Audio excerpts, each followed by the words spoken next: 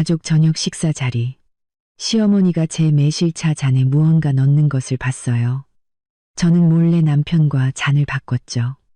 그리고 5분 뒤. 시작하기 전에 좋아요와 구독을 눌러주시면 감사하겠습니다. 주머니 속에서 휴대전화가 진동했다. 민서는 보지 않고도 엄마라는 걸 알았다. 엄마는 늘 같은 시간, 저녁 7시쯤 부엌일을 마치고 텔레비전 앞에 앉아 쉬실 때 전화를 걸었다. 딸, 안 잊었지? 일요일에 아빠 환갑이잖니? 환갑은 챙겨야지. 엄마의 목소리는 들뜨고 기쁨에 차 있었다. 너희들 올 거지? 너희들이라니. 그건 민서와 남편 준호를 뜻했다. 그리고 준호가 있는 곳에는 늘 그의 어머니, 박 여사의 그림자가 따라다녔다. 이름만 들어도 민서의 주먹이 저절로 쥐어지는 여자였다. 그럼요. 엄마, 당연히 가야죠. 그래, 잘 생각했다. 내가 다 계획해놨어. 아빠는 가족들 다 모이는 거 좋아하잖아. 시끄러운 건 싫어해도 우리 식구는 다르지. 우리 식구니까. 우리 식구. 민서는 전화를 끊고 창밖을 바라봤다. 유리창 너머로 9월의 노을이 불타며 하늘을 핏빛으로 물들이고 있었다. 아름다웠다. 하지만 그 아름다움은 어쩐지 불길한 예감처럼 불안감을 불러일으켰다. 8년. 길고 긴 8년 동안 그녀는 준호의 아내였다. 그리고 그 모든 세월 동안 그들의 결혼 생활 곁에는 시어머니가 그림자처럼 존재했다. 그냥 존재만 한 것이 아니었다. 간섭하고 통제하고 모든 것을 망가뜨렸다. 민서는 굴욕을 묵묵히 참는 그런 여자가 아니었다. 그녀는 평범하지만 화목한 가정에서 자랐고 가장 중요한 것을 배우며 컸다. 내 자신을 존중해라. 그래야 다른 사람들도 너를 존중한단다. 아버지는 평생 공장에서 기술자로 일하셨고 어머니는 동네 병원의 간호사였다. 큰 야망은 없었지만 굳건한 원칙과 따뜻한 마음을 가진 분들이었다. 민서야, 아버지는 그녀가 10대일 때 말씀하시곤 했다. 누구도 널 함부로 대하게 해선 안 돼. 사장님이든 남편이든 누구든 말이다. 넌 소중한 사람이니까 그것만 기억해. 그녀는 그 말을 기억했고 언제나 그 원칙을 따랐다. 직장에서는 무례한 고객을 제자리에 앉힐 줄 알았고 친구들 사이에서는 자신을 조종하도록 내버려 두지 않았다. 하지만 시어머니와의 관계는 훨씬 더 복잡했다. 그들 사이에는 민서가 사랑하는 남자 준호가 있었기 때문이다. 그를 위해서라면 많은 것을 감수할 수 있었지만 전부는 아니었다. 그들의 이야기는 9년 전 평범한 화요일에 시작되었다. 민서는 그때 덴탈 플러스라는 개인 치과에서 데스크 실장으로 일하고 있었다. 힘든 일은 아니었지만 신경 쓸 일이 많았다. 늘 불만인 환자들, 까다로운 의사들, 끝없는 전화와 예약, 그래도 안정적인 월급과 편한 스케줄이 좋았다. 준호는 극심한 통증으로 병원을 찾았다. 사랑니가 하필 중요한 출장 직전에 자신을 드러내기로 작정한 모양이었다. 민서는 그의 차트를 작성하며 그가 손으로 뺨을 감싸고 얼굴을 찡그리는 것을 보았다. 많이 아프세요? 그녀는 동정심이 아닌 전문가다운 목소리를 내려고 애쓰며 물었다. 견딜만해요. 그가 웃어 보이려 했지만 얼굴이 일그러졌다. 아니, 솔직히 말하면 죽겠어요. 원장님이 워낙 잘하셔서 금방 끝날 거예요. 거의 안 아프게, 거의요. 그가 눈썹을 치켜떴다. 치과에서 완전히 안 아픈 건 없으니까요. 민서는 가볍게 미소 지었다. 1시간 뒤, 그는 통증 없이 치과를 나섰다. 그녀의 전화번호와 함께 어떻게 된 일인지 그녀 자신도 몰랐다. 그가 물었고 그녀가 답했고 모든 것이 자연스럽게 일어났다. 첫 몇 달간의 연애는 동화 같았다. 준호는 근사하게 구애했다. 꽃, 레스토랑, 저녁 서울의 낭만적인 산책. 그는 대형 IT 회사의 팀장이었고 돈도 잘 벌었으며 새 차를 몰고 괜찮은 동네의 아파트를 얻어 살았다. 민서의 기준에서는 탐나는 신랑감이었다. 그 사람, 널 사랑한대. 엄마가 전화로 물었다. 그런 것 같아요. 그런 것 같니? 아니면 확실하니? 확실해요. 매일 사랑한다고 말해요. 말하는 건 좋지. 하지만 말은 그냥 말일 뿐이야. 행동을 보렴. 준호의 행동에도 문제는 없었다. 그는 보살피고 돕고 지지해 주었다. 민서가 심한 독감으로 알아누웠을 때 그는 퇴근 후 매일같이 약과 닭죽을 사들고 찾아왔다. 그녀가 직장 상사와 문제가 생겼을 때 끈기 있게 불평을 들어주고 조언을 해주었다. 그녀가 대학 교육을 받고 싶다는 꿈을 털어놓았을 때 그는 즉시 야간 대학 학비를 내주겠다고 제안했다. 완벽한 남자, 거의 단 하나의 문제만 빼면 바로 그의 엄마였다. 박 여사의 존재를 민서가 알게 된 것은 연애 3개월 차였다. 물론 준호가 전에도 어머니를 언급하기는 했지만 그냥 지나가는 말로였다. 엄마한테 전화 왔어. 엄마 집에 들렀다 갈게. 엄마가 전해달래. 민서는 별 의미를 두지 않았다. 엄마는 엄마니까, 누구에게나 부모는 있으니까. 하지만 어느 날 준호가 말했다. 엄마한테 너 소개해주고 싶어. 아주 보고 싶어 하셔. 보고 싶어 하신다고? 민서는 놀랐다. 내 얘기하셔. 물론이지. 다 말씀드렸어. 뭐라고 하시는데? 준호는 잠시 머뭇거렸다. 아주 잠깐이었지만 민서는 알아차렸다. 자기 아들을 사로잡은 여자를 보고 싶어 하신대. 사로잡았다는 말이 이상하게 들렸다. 사랑에 빠지게 한 것도 행복하게 만든 것도 아니고 바로 사로잡았다니. 마치 민서가 정복자이고 준호가 그녀에게 함락당한 성이라도 되는 것 같았다. 첫 만남은 일요일 강남에 있는 시댁 아파트에서 이루어졌다. 준호가 차로 민서를 데리러 왔고 가는 내내 그녀는 초조했다. 바보 같은 일이었다. 그녀는 성숙하고 독립적인 여성이었다. 고작 시어머니 될 사람이 뭐가 무섭단 말인가. 아파트는 첫눈에 그녀를 압도했다. 엄청나게 넓은 방 5개짜리 집은 높은 천장과 화려한 몰딩으로 장식되어 있었다. 고풍스러운 가구, 크리스탈, 샹들리에, 육중한 액자에 담긴 그림들.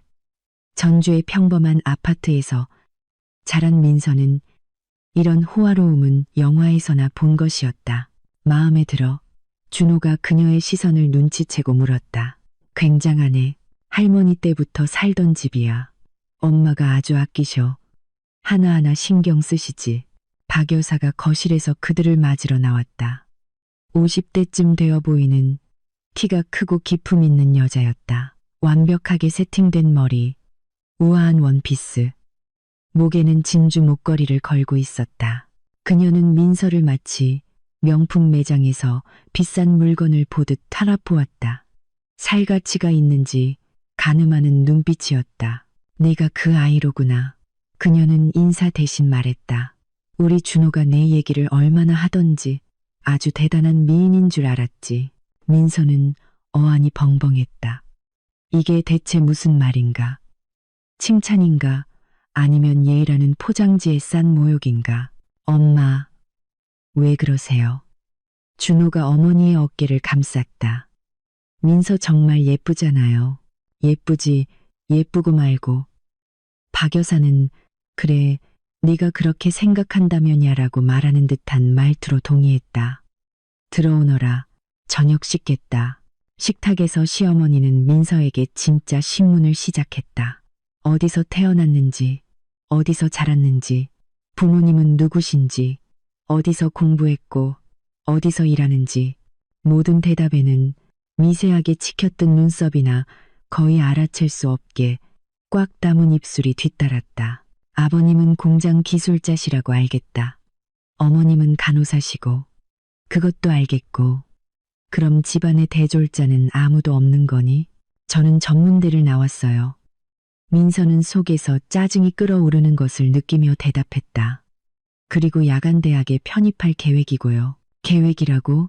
박 여사는 거만한 미소를 지었다. 그래, 계획은 좋지. 실천이 되어야 말이지. 실천할 겁니다. 민서는 시어머니의 눈을 똑바로 쳐다보았다. 저는 제가 원하는 건 반드시 해내는 사람이에요. 순간 박 여사의 눈에 놀라움 같은 것이 스쳐 지나갔다. 그녀는 분명 반격을 예상하지 못했지만 금세 평정을 되찾고 화제를 다른 곳으로 돌렸다. 식사 후 준호가 담배를 피우러 발코니로 나가자 민서는 시어머니와 단둘이 남게 되었다. 박 여사는 값비싼 도자기 찻잔 세트에 차를 따르고 있었고 그녀의 손은 숙련된 우아함으로 움직였다. 민서야. 그녀는 찻잔에서 눈을 떼지 않고 말을 시작했다. 너 똑똑한 아이 같으니 단도직입적으로 말하마. 준호는 내 유일한 아들이야. 내가 남편 없이 혼자 키웠고 내 모든 것을 쏟아부었지. 그는 내 인생이고 내 자랑이고 내 전부다. 아무에게나 그 애를 빼앗기게 놔두진 않을 거야. 누군가를 빼앗을 생각 없어요. 민서는 차분하게 대답했다. 저는 제가 사랑하는 사람 곁에 있고 싶을 뿐이에요. 사랑. 박 여사는 마침내 고개를 들었다. 그녀의 눈에는 차갑고 뱀 같은 무언가가 있었다. 얘야, 웃기지 마라. 무슨 사랑 타령이니? 넌 돈 많은 남자를 보고 인생 역전의 기회를 잡았다고 생각했겠지. 그건 사랑이 아니라 계산이야. 민서는 천천히 찻잔을 테이블에 내려놓았다. 손은 떨리지 않았다. 그녀는 그것이 자랑스러웠다. 어머님은 저를 모르세요. 그녀는 평탄한 목소리로 말했다. 그리고 저를 판단할 권리도 없으시고요. 저는 어머님 아들을 사랑해요. 그의 돈이나 아파트, 차가 아니라 그 사람 자체를요. 만약 그게 이해가 안 되신다면 어머님이 안 됐네요. 안 됐다고? 시어머니가 눈썹을 치켜떴다. 내가? 너 오늘 한 말 반드시 후회하게 될 거다 얘야. 그 순간 준호가 돌아왔고 대화는 끊겼다. 하지만 민서는 그 눈빛, 그 말을 기억했다. 기억하고 깨달았다. 박 여사가 그녀에게 전쟁을 선포했다는 것을. 결혼식의 시어머니는 검은색 원피스를 입고 왔다. 상복은 아니었지만 우아하고 값비싼 검은색 옷이었다. 하지만 그 메시지는 분명했다. 그녀에게 이날은 축제가 아니라 장례식이었다. 아들이 오직 그녀의 것으로만 남으리라는 희망의 장례식. 어머님은 왜 검은 옷을 입으셨어? 민서는 식전에 준호에게 속삭였다. 엄마가 제일 좋아하는 색이야. 그는 대수롭지 않게 넘겼다. 별 생각 다 한다. 별 생각 다 한다. 그녀는 앞으로도 이 말을 수없이 듣게 될 터였다. 시어머니의 못된 행동에 대해 남편의 주의를 환기시키려 할 때마다 결혼식은 조촐하게 치렀다. 민서가 주장했다. 서울 외곽의 아늑한 식당에 50명의 하객. 라이브 음악과 간단하지만 맛있는 메뉴. 박 여사는 내내돌처럼 굳은 얼굴로 앉아 있었다. 춤도 추지 않았고 거의 말도 하지 않았으며 축하 인사에는 마지못해 대답했다. 축하한다. 하객들이 모두 돌아간 후 그녀가 민서에게 말했다. 원하는 걸 얻었구나. 내 아들을 손에 넣었어. 하지만 기억해둬. 준호는 내 아들이었고 내 아들이며 앞으로도 내 아들일 거다. 넌 그 애에게 잠시 스쳐 지나가는 존재일 뿐이야. 잠시 스쳐 지나가는 존재라니. 민서는 피식 웃었다. 저희 방금 결혼했어요. 이걸 영원이라고 하죠. 영원. 박 여사는 메마르고 불쾌한 웃음을 터뜨렸다. 얘야, 순진하긴. 내 영혼이 얼마나 갈지 한번 보자꾸나. 그게 8년 전이었다. 8년간의 냉전, 비열한 수작, 그리고 끝없는 가시 돋친 말들. 결혼 첫 해는 비교적 평온하게 지나갔다. 신혼부부는 월세 아파트에 살았다. 박 여사는 그런 닭장 같은 곳에 방문하는 굴욕을 겪고 싶지 않다며 좀처럼 오지 않았다. 하지만 그 드문 방문조차 민서에게는 오래도록 기억에 남았다. 시어머니는 예고 없이 준호가 혹시 모를 경우를 대비해준 예비 열쇠로 들어왔다. 들어와서는 위생 검열관 같은 표정으로 집안을 훑어보고는 비난을 퍼붓기 시작했다. 이 커튼은 뭐니? 어디 벼룩시장에서 주워왔니? 선반에 먼지 봐라. 민서야, 넌 청소는 하니? 준호야, 너 살 빠졌다. 애가 밥은 챙겨주니? 민서는 침묵하지 않았다. 모욕을 묵묵히 참는 성격이 아니었지만 공개적인 충돌을 피하기 위해 절제하며 대답했다. 저희는 이 커튼 마음에 들어요. 그리고 준호 씨 살 빠진 건 헬스장 다니기 시작해서 그래요. 박 여사는 입술을 오므리고 며느리에게 살벌한 눈초리를 보낼 뿐이었다. 넌 너무 버릇이 없어. 그녀가 어느 날 말했다. 준호는 그런 거 안 좋아해. 준호 씨는 있는 그대로의 저를 사랑해요. 민서가 대답했다. 어머님 마음에 안 드시면 그건 어머님 문제죠. 시어머니는 분노로 하얗게 질렸지만 참았다. 이런 반격은 예상하지 못한 듯했다. 하지만 진짜 전쟁은 민서가 임신했을 때 시작되었다. 결혼 2년 차에 일어난 일이었다. 그들은 행복했다. 미래를 계획하고 아이의 이름을 고르고 아기를 어떻게 키울지 꿈꾸었다. 박 여사는 임신 소식을 듣고 이상한 반응을 보였다. 기뻐하지도 축하하지도 않고 그저 이렇게 말했다. 아이가 준호를 닮아야 할 텐데 엉뚱한데 닮지 말고. 그녀는 의미심장하게 말을 흐렸다. 민서는 그 속뜻을 알아차렸지만 아이를 위해 침묵했다. 그리고 불행이 닥쳤다. 8주 차에 유산했다. 의사들은 말했다. 흔한 일이에요. 특히 첫 임신 때는 몸이 감당하지 못한 거죠. 괜찮아요. 다시 시도하면 됩니다. 민서가 병원에 누워있을 때 박 여사가 혼자 찾아왔다. 준호는 중요한 회의 때문에 빠져나올 수 없었다. 시어머니는 침대 옆에 앉았다. 그녀의 얼굴은 기뻐 보였나?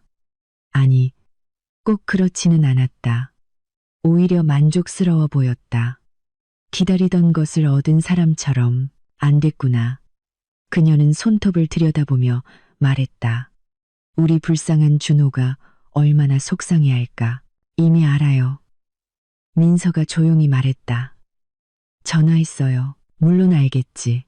하지만 아는 것과 실감하는 건 다른 문제야. 이게 무슨 뜻인지 너도 알겠지? 무슨 뜻이요? 박 여사는 몸을 가까이 숙였다. 그녀의 무겁고 달콤한 향수 냄새가 코를 찔렀다.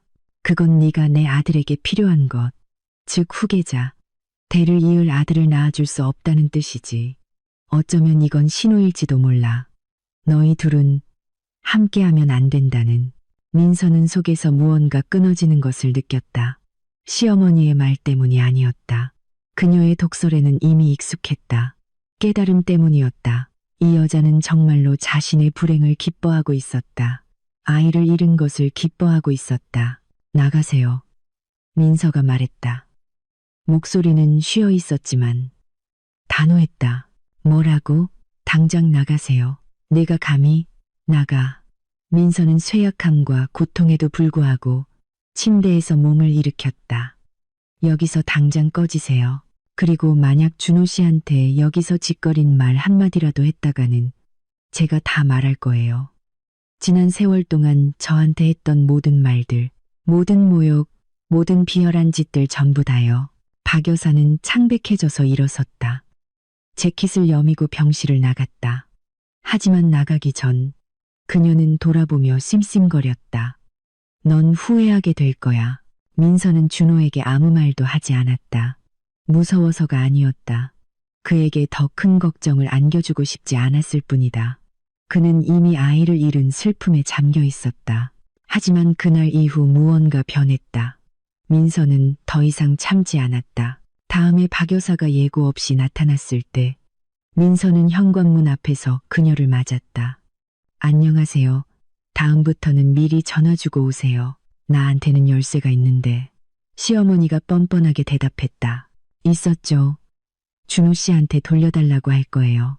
해봐. 민서는 해봤다. 그리고 놀랍게도 준호는 동의했다. 긴 대화, 눈물과 설명 끝에 그는 동의했다. 어머니에게서 열쇠를 받아냈다. 엄청난 스캔들이었다. 박 여사는 울고 소리치고 민서를 온갖 죄악으로 비난했지만 열쇠는 돌려받지 못했다. 이것이 첫 번째 중대한 승리였다. 그리고 민서는 깨달았다. 자신의 주장을 굳건히 지키면 결과를 얻을 수 있다는 것을. 하지만 시어머니는 포기할 생각이 없었다. 그녀는 단지 전술을 바꿨을 뿐이다. 노골적인 공격 대신 미묘한 암시를, 거친 모욕 대신 동정적인 한숨을. 아, 준호야, 너 정말 피곤해 보인다. 민서가 자기 주장만 내세워서 널 들들 볶는구나. 아들, 듣자 하니 돈 문제가 있다면서. 민서가 더 좋은 직장을 구해야 하지 않을까? 아니면 아예 일을 그만두고 평범한 아내처럼 집안일에 전념하거나. 낙숫물이 바위를 뚫듯 그 말들은 천천히 하지만 확실하게 그들의 결혼을 좀먹고 있었다. 결혼 3년 차에 민서는 경제학과 야간대학에 입학했다. 저녁과 주말에 공부하며 일을 병행했다. 힘들었지만 그녀는 해냈다. 박 여사는 이 사실을 알고 얼굴을 찡그렸다. 공부는 해서 뭐하니? 그럴 시간에 애나 낳지. 아이는 저희가 준비되면 가질 거예요. 민서는 차분하게 대답했다. 그리고 공부는 제 커리어를 위해 필요하고요. 여자가 무슨 커리어? 정말 이기적이구나. 이기적인 게 아니라 현실적인 거죠. 결혼 4년 차에 민서는 우수한 성적으로 졸업하고 대기업의 금융 분석가로 취직했다. 월급이 2배로 뛰었다. 그녀는 스스로가 자랑스러웠다. 준호의 반응은 이상했다. 기뻐하지도 축하하지도 않고 그저 이렇게 말했다. 엄마는 여자가 남편보다 돈을 더 많이 벌면 안 된다고 생각하셔. 어머님은 생각하시는 게 많죠. 민서가 대답했다. 하지만 우린 우리 인생을 사는 거지.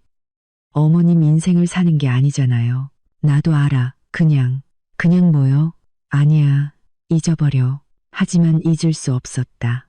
해가 갈수록 준호는 점점 더 자기 어머니를 닮아갔다. 같은 억양, 같은 말투, 같은 눈빛. 박 여사는 천천히 하지만 확실하게 그를 자신에게 맞게 뜯어고치고 있었다. 결혼 5년 차에 준호의 양아버지가 돌아가셨다. 5살 때부터 그를 키워준 분이었다. 박 여사는 미망인이 되었고 더욱더 견디기 힘든 사람이 되었다. 끊임없는 관심을 요구하고 사소한 일에 삐치고 죄책감을 이용해 그를 조종했다. 나 이제 혼자잖아. 그녀는 전화기 너머로 울었다. 완전히 외톨이야. 하나뿐인 아들마저 날 버렸어. 엄마, 내가 언제 버렸어요? 저도 가정이 있잖아요. 가정, 그 여자는 가족이 아니야. 널 이용하는 거지. 민서는 그 대화를 들으며 이를 갈았지만 준호를 위해 침묵했다. 결혼 6년 차에 박 여사는 그들 집으로 들어오려고 시도했다. 슬픔에서 회복될 때까지만 잠시. 절대 안 돼요. 민서는 단호하게 말했다. 하지만 우리 엄마잖아. 준호 씨, 어머님이 여기 들어오시면 내가 나갈 거예요. 지금 나 협박하는 거야? 사실을 말하는 거예요. 당신 어머니랑 한 지붕 밑에서 살 생각 없어요. 이건 타협의 여지가 없어요. 준호는 아내를 선택했다. 힘들게, 다툼 끝에, 하지만 선택했다. 박 여사는 자신의 아파트에 남았다. 또 하나의 승리였다. 하지만 전쟁은 계속되었다. 결혼 7년 차에 시어머니는 새로운 작전을 시작했다. 준호에게 그가 정상적인 아내, 즉 가정적이고 순종적인 아내가 필요하다고 넌지시 말했다. 민서는 너무 일을 많이 하고 집안일은 너무 소홀히 하며 너무 독립적이라고. 그 애는 널 사랑하지 않아, 아들. 돈과 지위를 위해 널 이용하는 거야. 엄마, 그건 사실이 아니에요. 사실이야, 준호야. 내가 보고 싶지 않을 뿐이지. 준호는 이 대화를 민서에게 털어놓았다. 불평하려는 게 아니라 솔직하고 싶어서였다. 하지만 민서는 이것을 경고 신호로 받아들였다. 어머님은 당신한테 다른 여자를 찾으라고 제안하는 거잖아요. 그녀가 말했다. 그런데 당신은 그냥 듣고만 있었어요. 안 그럴 거라고 말했어. 하지만 입 다물라고 말하지는 않았잖아요. 우리 삶에 그만 간섭하라고 요구하지도 않았고요. 민서야, 우리 엄마잖아. 준호 씨. 그녀는 그에게 바짝 다가섰다. 나는 당신 아내예요. 7년 동안 나는 그분의 못된 행동, 암시, 우리를 이간질하려는 시도를 참아왔어요. 그분과 연락을 끊으라는 게 아니에요. 하지만 단 한 번이라도 나를 지켜달라는 거예요. 내 편이 되어달라고요. 엄마랑 얘기해 볼게. 당신은 100번도 더 얘기했어요. 아무것도 변하지 않잖아요. 그럼 어쩌라는 건데? 선을 그어요. 명확하고 단호하게요. 그리고 그 선을 넘으면 만남을 줄이는 거예요. 내 어머니와의 만남을 줄이라고? 네. 우리 가족을 존중하는 법을 배우실 때까지요. 그건 불가능해. 그럼 우리 미래도 불가능해요. 그것은 최후 통첩이었다. 민서는 위험을 알았지만 다른 방법이 없었다. 준호는 타협안을 선택했다. 어머니와 이야기했고 아내에 대한 모욕을 더는 참지 않겠다고 말했다. 박 여사는 한동안 잠잠해졌다. 하지만 민서는 알았다. 이것은 폭풍전의 고요라는 것을. 시어머니는 무언가 꾸미고 있었다. 밉살스러운 며느리를 영원히 없애버릴 무언가를. 그리고 이제 결혼 8년 차 아버지의 환갑을 위해 고향에 갈 차례였다. 60세는 중요한 날이다. 부모님은 딸과 사위를 보게 되어 기뻐하실 것이다. 하지만 박 여사도 함께 간다. 준호가 고집했다. 당신 부모님이랑 더 가까워지고 싶어 하셔. 그가 설명했다. 더 가까이. 결혼식 때 뵀잖아요. 어머님은 그때 검은 옷 입고 계셨고요. 그건 8년 전 일이잖아. 사람은 변해. 당신 어머니는 안 변해요. 그리고 절대 변하지 않을 거예요. 하지만 민서는 거절할 수 없었다. 이상하게 보일 터였다. 아버지의 환갑, 가족잔치.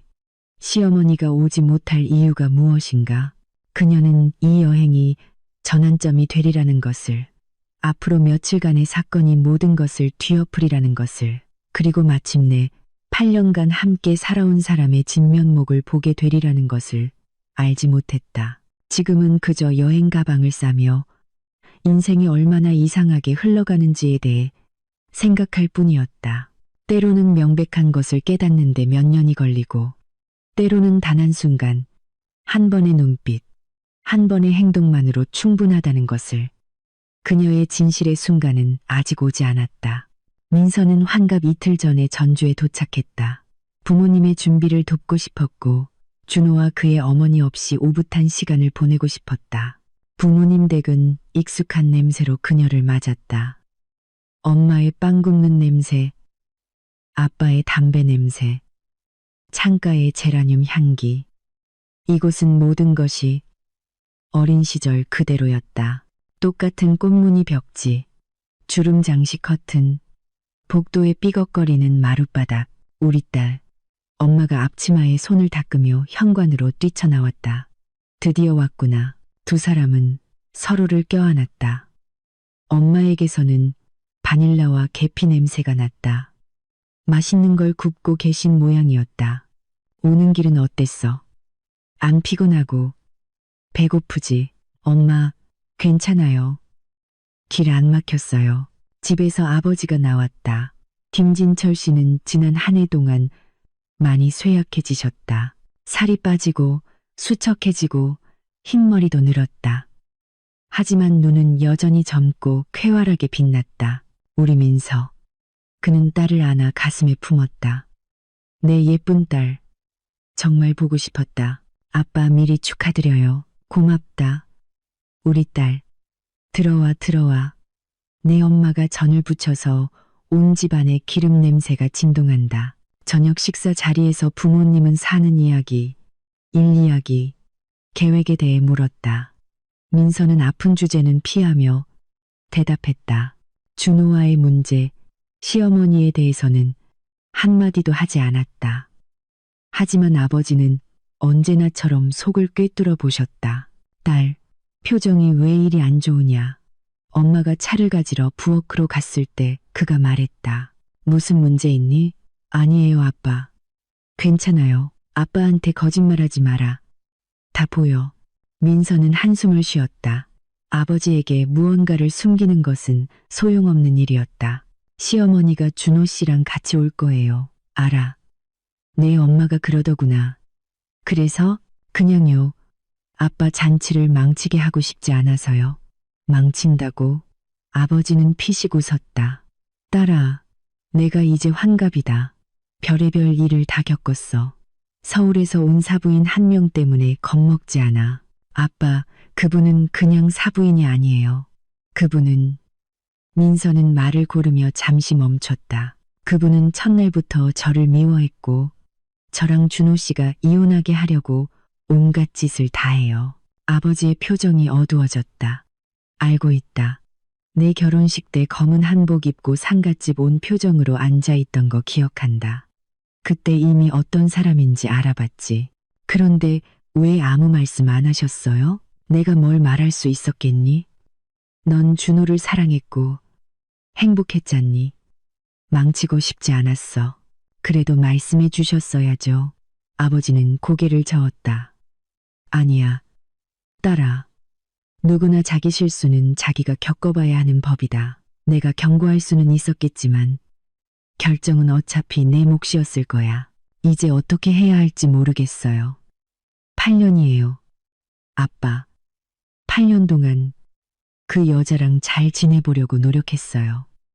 그런데 매번 저를 찌를 새로운 방법을 찾아내요. 준호는 그 앤 뭘 하는데 준호 씨는 민서는 한숨을 쉬었다. 두 불 사이에 끼어 있어요. 엄마도 사랑하고 저도 사랑하고 선택하고 싶어 하지 않죠. 하지만 조만간 선택해야 할 거야. 알아요. 그리고 그 사람이 자기 엄마를 선택할까봐 두려워요. 아버지는 그녀의 손을 자신의 크고 따뜻하고 일로 인해 굳은 살이 박인 손으로 덮었다. 민서야, 내 말 잘 들어라. 넌 내 딸이다. 강하고 똑똑하고 아름다운 내 딸. 넌 널 사랑하고 지켜줄 자격이 있는 사람을 만나야 해. 만약 준호가 그럴 수 없다면 그 녀석은 네 사람이 아닌 거다. 하지만 저 그 사람 사랑해요, 아빠. 사랑은 좋은 거지. 하지만 사랑이 고통이어서는 안 돼. 누군가 옆에서 네가 고통스럽다면 그건 사랑이 아니라 습관이나 두려움이야. 두려움이요? 혼자 남겨질 거라는 두려움. 실수했다는 걸 인정하기 싫은 두려움. 처음부터 다시 시작해야 한다는 두려움. 민서는 침묵했다. 아버지는 진실을 말하고 있었고 그 진실은 고통스러웠다. 내가 너더러 이혼하라고 하는 게 아니다. 그가 말을 이었다. 내 자신을 소중히 여기라는 거다. 누구도 시어머니든 남편이든 누구도 널 함부로 대하게 놔두지 마라. 넌 더 좋은 대우를 받을 자격이 있어. 고마워요, 아빠. 그리고 기억해라. 무슨 일이 있어도 엄마랑 나는 항상 내 편이라는 걸. 언제나. 엄마가 주전자를 들고 돌아왔다. 대화는 다른 주제로 넘어갔지만 아버지의 말은 머릿속에 박혔다. 내 자신을 소중히 여겨라. 함부로 대하게 놔두지 마라. 넌 더 좋은 대우를 받을 자격이 있어. 어쩌면 이제 참고만 있을 게 아니라 행동을 시작해야 할 때가 온 건지도 몰랐다. 다음 이틀은 분주하게 지나갔다. 민서는 엄마를 도와 음식을 준비하고 샐러드를 만들고 채소를 다듬고 상을 차렸다. 아버지는 차고에서 바비큐 그릴을 준비했다. 평범한 잔치 전이 부산스러움이었다. 준호와 박 여사는 토요일 점심때쯤 도착하기로 되어 있었다. 민서는 불안한 마음으로 그 순간을 기다렸다. 그리고 토요일이 왔다. 오후 1시쯤 익숙한 차가 마당으로 들어섰다. 준호가 먼저 내렸다. 최근 휴가 덕분에 그을린 얼굴에 미소를 띠고 있었다.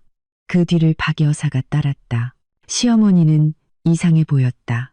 아니, 겉보기에는 모든 것이 완벽했다. 비싼 원피스, 진주, 흠잡을 데 없는 화장. 하지만 그녀의 얼굴에 무언가 꺼림칙한 것이 있었다. 눈에 어떤 반짝임이 있었다. 기대감. 안녕하세요. 그녀는 팔을 벌리며 노래하듯 말했다. 뵙게 되어 정말 기뻐요. 그녀는 먼저 엄마를, 그 다음 아버지를, 그리고 민서를 껴안았다. 포옹은 짧고 형식적이었지만 목소리는 꿀처럼 달콤하고 거의 진심처럼 들렸다. 집이 정말 멋지네요. 시어머니는 주위를 둘러보며 감탄했다. 정말 아늑해요. 꼭 별장 같아요. 별장. 민서는 이를 악물었다. 박 여사에게 그들의 가족이 사는 집은 그저 별장이었다. 시골집. 그 이상도 이하도 아니었다. 들어오세요. 들어오세요. 엄마가 분주하게 움직였다. 점심 준비 다 됐어요. 식탁에서 시어머니는 모범적으로 행동했다. 음식을 칭찬하고 아버지에게 일에 대해 묻고 엄마의 정원에 감탄했다. 완벽한 손님이었다. 너무 완벽해서 문제였다. 민서는 그녀를 관찰하며 무언가 잘못되었다는 느낌을 떨칠 수 없었다. 박 여사는 한 번도 이렇게 상냥했던 적이 없었고 그렇게 환하게 웃은 적도 그렇게 많은 칭찬을 한 적도 없었다. 그녀는 분명 무언가를 꾸미고 있었다. 점심 식사 후 남자들은 담배를 피우고 그리를 보러 마당으로 나갔다. 엄마는 설거지를 했다. 민서가 도우려 했지만 박 여사가 그녀의 팔을 잡았다. 민서야, 우리 얘기 좀 하자. 단둘이. 이거다. 시작이구나. 무슨 얘기요? 너랑 준호의 미래에 대해서. 그들은 베란다로 나갔다. 해가 저물고 있었고 공기 중에는 가을과 썩은 잎사귀 냄새가 났다. 아름다웠다. 하지만 민서는 아름다움을 느낄 경황이 없었다. 잘 듣겠습니다. 박 여사는 등나무 의자에 앉아 다리를 꼬았다. 손님이 아닌 주인의 자세였다. 솔직하게 말할게. 그녀가 시작했다. 나는 너랑 준호의 관계가 마음에 안 든다. 새로운 소식은 아니네요. 말 끊지 마. 시어머니의 목소리에 강철 같은 냉기가 서렸다. 너희는 결혼한 지 8년이나 됐어. 아이도 없고. 준호는 불행해. 그걸 어떻게 아세요? 그 애가 나한테 말해. 전화할 때마다 너희가 멀어졌다더구나. 네가 내 커리어만 생각한다고. 너희 사이에 더는 친밀감이 없다고. 민서는 주먹을 꽉 쥐었다. 준호가 자기 어머니와 그들의 관계에 대해 상의하고 사적인 부분까지 털어놓다니. 저희 관계는 어머님이 상관하실 일이 아니에요. 내 아들 일은 내 일이야. 언제나 그랬고 앞으로도 그럴 거다. 어머님 아들은 38살이에요. 성인이라고요. 내겐 아직 아이야. 그리고 난 그 애가 최고를 누리길 바라지. 최고라니요. 순종적인 가정주부라도 찾으라는 건가요? 애 낳고 된장찌개나 끓이는? 박 여사는 미소 지었다. 차갑고 계산적인 미소였다. 그럴지도. 아니면 네가 변한다면 너일 수도 있고. 저는 변할 생각 없어요. 저는 저예요. 그게 준호 씨 마음에 안 든다면. 그렇다면 뭐? 민서는 말을 잇지 못했다. 뭐라고 대답해야 할지 몰랐다. 거봐. 시어머니가 만족스럽게 말했다. 너 자신도 네 결혼에 확신이 없잖아. 난 그저 돕고 싶을 뿐이야. 돕는다고요? 민서는 피식 웃었다. 어머님이 저를요? 너와 준호를 너희가 더 나빠지기 전에 고통 없이 헤어지도록 돕는 거지. 헤어져, 이혼해, 평화롭고 문명적으로 재산을 나누고 각자의 길을 가는 거야. 넌 아파트, 차, 원하는 건 뭐든 가지게 될 거야. 준호는 인색하게 굴지 않을 테니. 민서는 시어머니를 보며 자기 귀를 의심했다. 이 여자가 여기 와서 자기 아버지 환갑잔치에서 이혼을 제안하고 있었다. 제정신이세요? 그녀가 천천히 말했다. 아니 얘야. 난 아주 제정신이야. 그리고 내 아들이 행복하길 바랄 뿐이지. 너랑 있으면 불행하니. 이걸 바로잡아야 해. 준호 씨는 이 제안에 대해 알아요? 박 여사는 잠시 머뭇거렸다. 단 1초였지만 민서는 알아차렸다. 우린 전반적인 상황에 대해 얘기했어. 그러니까 모른다는 거네요. 때가 되면 이해할 거야. 민서는 일어섰다. 손은 떨렸지만 목소리는 단호했다. 박 여사님 들을 만큼 들었어요. 뭘 꾸미고 계신지는 모르겠지만 경고하는데 전 바보가 아니에요. 한 번도 그런 적 없고 앞으로도 그럴 생각 없어요. 그리고 이런 식으로 간단하게 저를 제거할 수 있다고 생각하신다면 아주 큰 착각을 하시는 거예요. 시어머니는 그녀를 아래에서 위로 쳐다봤다. 그녀의 눈에는 분노가 아닌 차가운 계산만이 있었다. 두고 보자. 그녀가 조용히 말했다. 두고 보자꾸나. 민서야.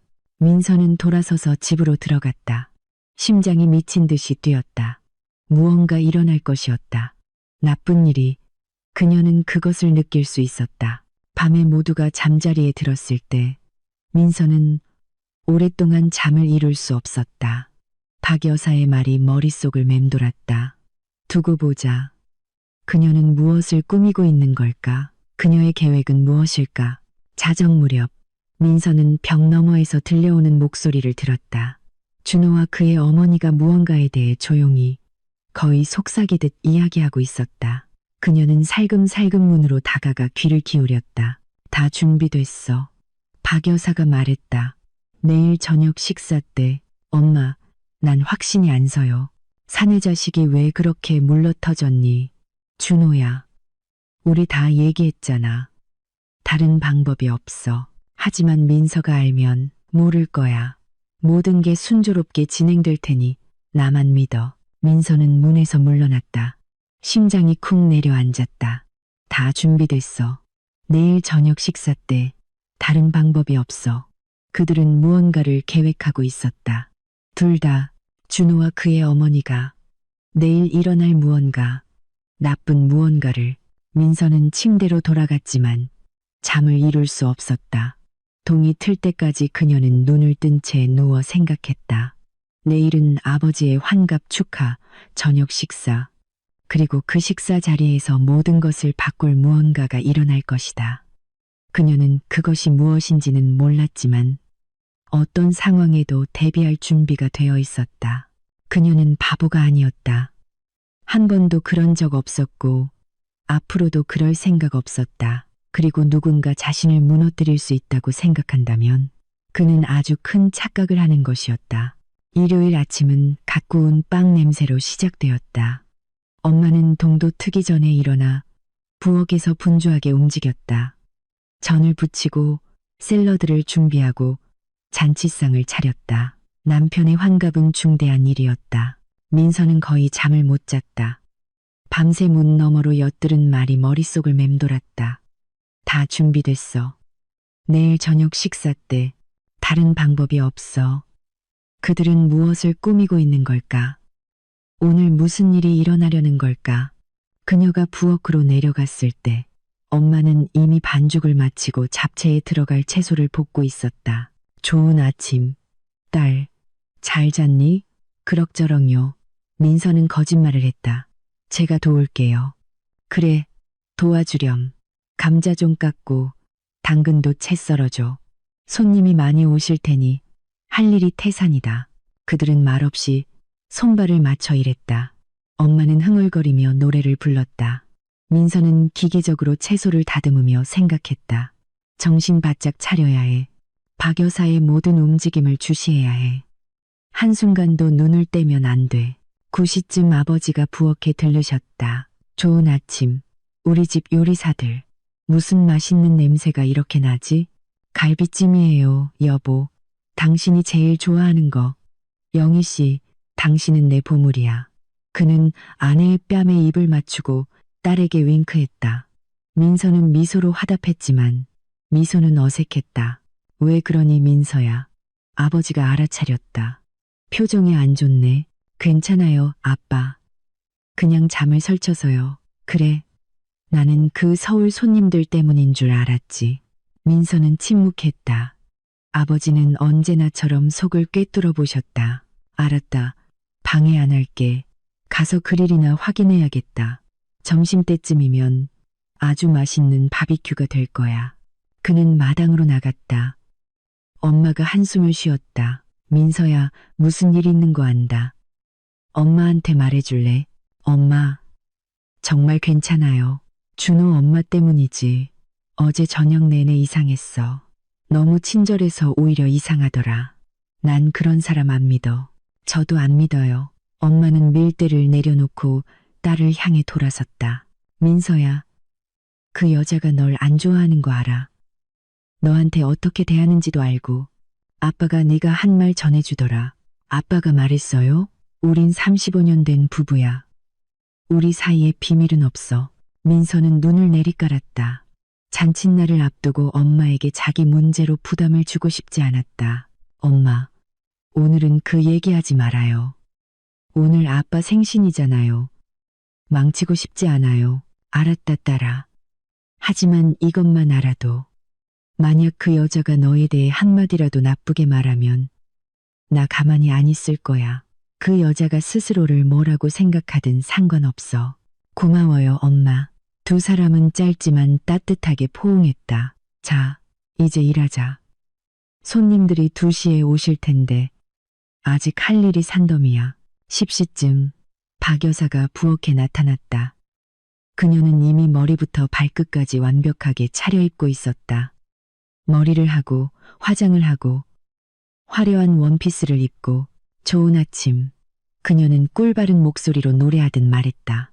뭘 도와드릴까요? 엄마와 민서는 서로를 쳐다봤다. 고맙습니다. 박 여사님. 저희끼리 할 수 있어요. 아니에요. 아니에요. 제가 그냥 놀러 온 게 아니잖아요. 도움이 되고 싶어요. 그녀는 주인 행세를 하며 부엌을 훑어보고는 얼굴을 찡그렸다. 그래도 여긴 좀 좁네요. 우리 집 부엌에서는 춤이라도 추겠는데.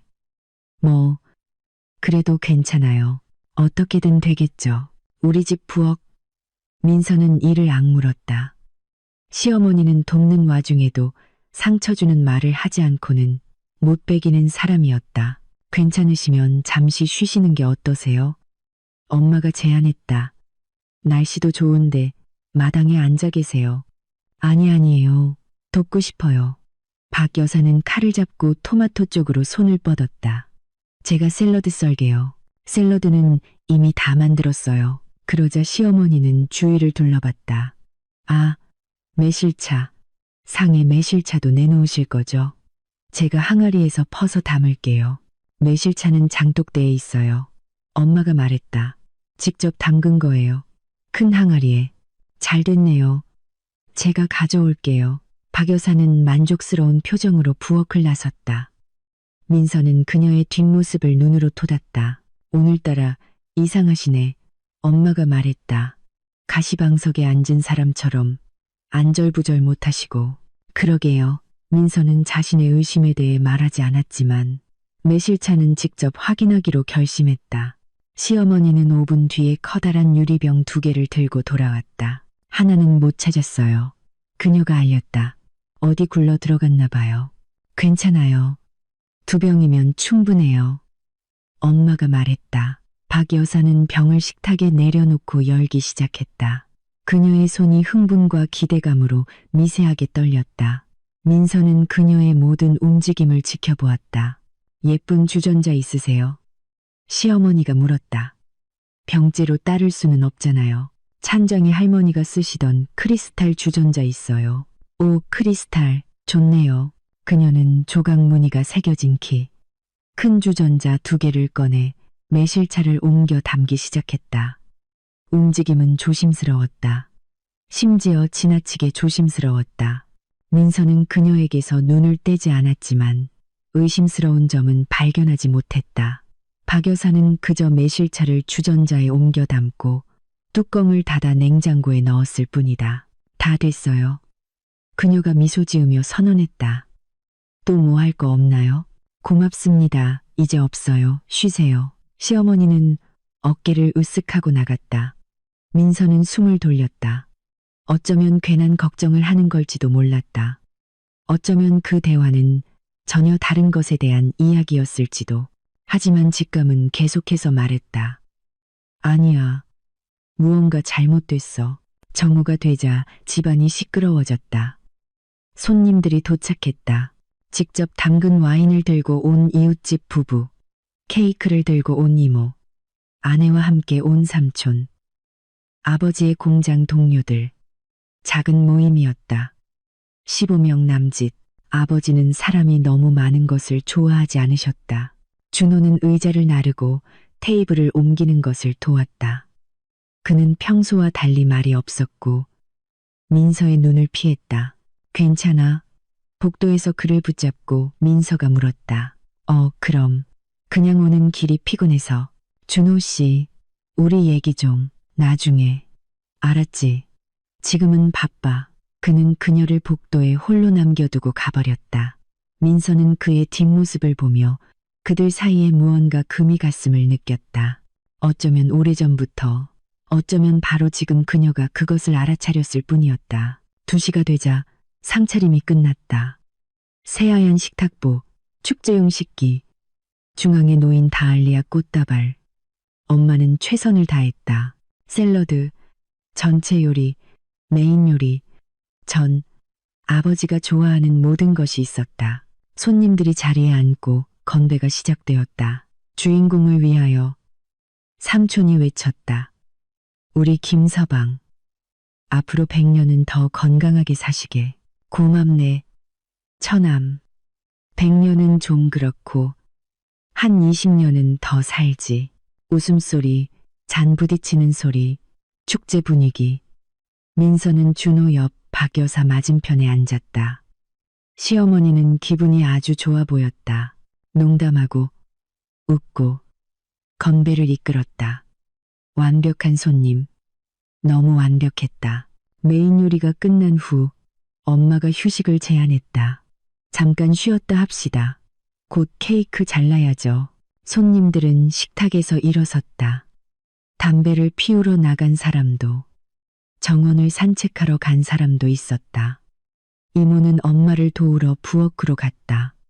민서는 식탁에 남았다. 생각할 시간이 필요했다. 몇 시간이 지났는데 아무 일도 일어나지 않았다. 어쩌면 그녀가 틀렸을지도 모른다. 어쩌면 그날 밤의 대화는 전혀 다른 것에 대한 이야기였을지도 모른다. 민서야. 시어머니의 목소리가 들렸다. 나 좀 도와줄래? 박 여사는 쟁반을 든 채 찬장 옆에 서 있었다. 뭘요? 손님들께 매실차 좀 갖다 드려야지. 내 엄마 주전자가 2개뿐이라 불편하구나. 잔에 따라서 나눠드리자. 네, 좋아요. 민서는 일어나 찬장으로 다가갔다. 시어머니는 이미 잔을 꺼내고 있었다. 평범한 유리잔, 똑같은 모양, 6개, 냉장고에서 주전자 가져오렴. 박 여사가 명령했다. 난 그동안 잔 좀 닦고 있을게. 민서는 부엌으로 가서 냉장고를 열고 매실차 주전자를 꺼냈다. 돌아왔을 때 시어머니는 이미 쟁반 위에 잔들을 일렬로 세워놓았다. 자, 따르렴. 그녀가 말했다.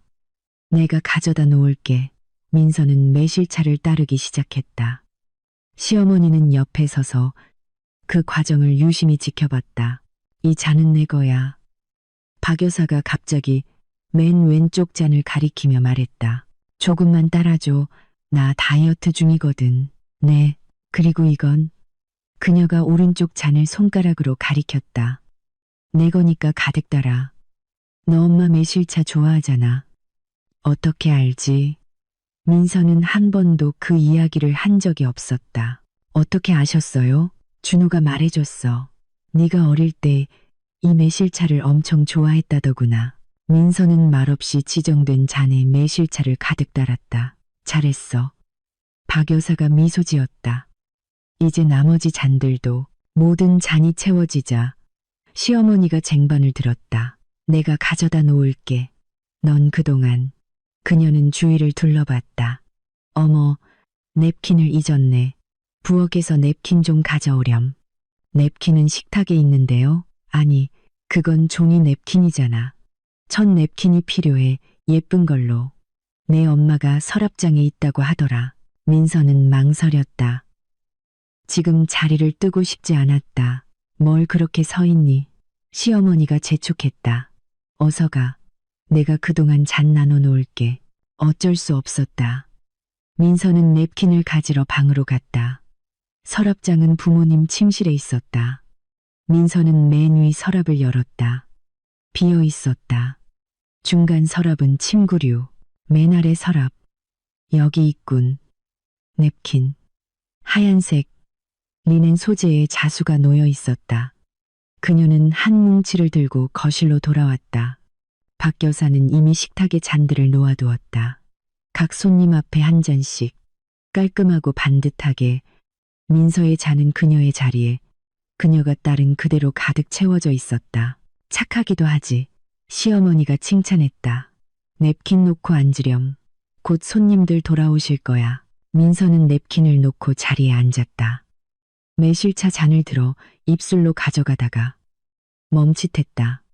무언가 이상했다. 그녀는 잔을 내려다 보았다. 평범한 잔, 평범한 매실차. 의심스러운 것은 없었다. 하지만 민서는 기억해냈다. 그녀가 매실차를 따를 때 그녀의 잔 바닥에는 작은 긁힌 자국이 있었다. 쟁반에 잔을 놓을 때 얼핏 보았다. 지금은 그 긁힌 자국이 없었다. 이건 다른 잔이었다. 심장이 쿵 내려앉았다. 민서는 천천히 잔을 다시 테이블에 내려놓았다. 박 여사가 잔을 바꿔치기 했다. 그녀가 냅킨을 가지러 간 사이에 바꿔치기 했다. 왜? 답은 명백했다. 이 잔에는 무언가 들어있었다. 다른 잔에는 없는 무언가가. 민서는 곁눈질로 시어머니를 보았다. 그녀는 맞은편에 앉아 거의 숨기지 못하는 기대감으로 민서를 쳐다보고 있었다. 입가에는 옅은 미소가 번지고 있었다. 기다리고 있었다. 내가 마시기를. 손님들이 돌아오기 시작했다. 자리에 앉고 매실차 잔을 들고 주인에게 음식에 대해 감사 인사를 했다. 매실차 맛있네요. 이모가 칭찬했다. 사부인께서 직접 담그셨어요? 네, 이모님. 우리 집들에 있는 매실러요. 레시피 좀 적어가야겠네. 민서는 마시지 않았다. 잔을 손에 든 채 필사적으로 생각했다. 매실차에 뭐가 들었을까? 독? 아니, 그건 너무 극단적이야. 수면제. 왜? 설사약. 그래, 설사약이겠지. 박 여사의 계획에 완벽하게 들어맞았다. 자기 부모님 앞에서, 아버지 환갑잔치에서, 손님들 앞에서 며느리에게 망신을 주는 것. 그 이후로는 다시는 이곳에 오고 싶지 않게 만들 작은 소동. 시어머니가 그날 밤 대화에서 의도했던 것이 바로 이것이었다. 민서는 박 여사를 보았다. 그녀는 여전히 미소 짓고 있었지만 눈에는 조바심이 서려 있었다. 마셔. 어서 마셔. 민서는 마주 미소 지었다. 차분하고 자신감 있게. 그리고 결심을 내렸다. 어유, 갑자기 덥네요.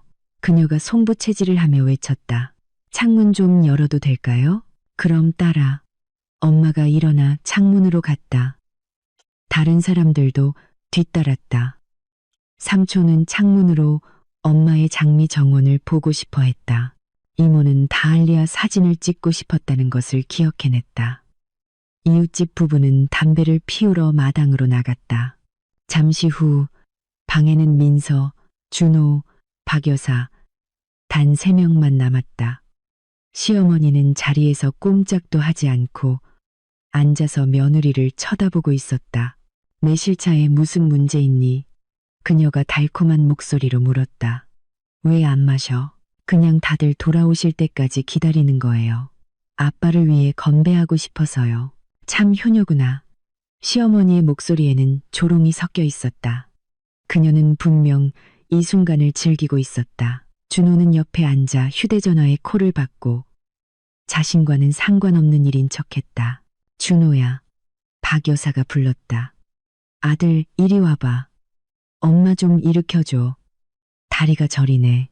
준호는 마지못해 일어나 어머니에게 다가갔다.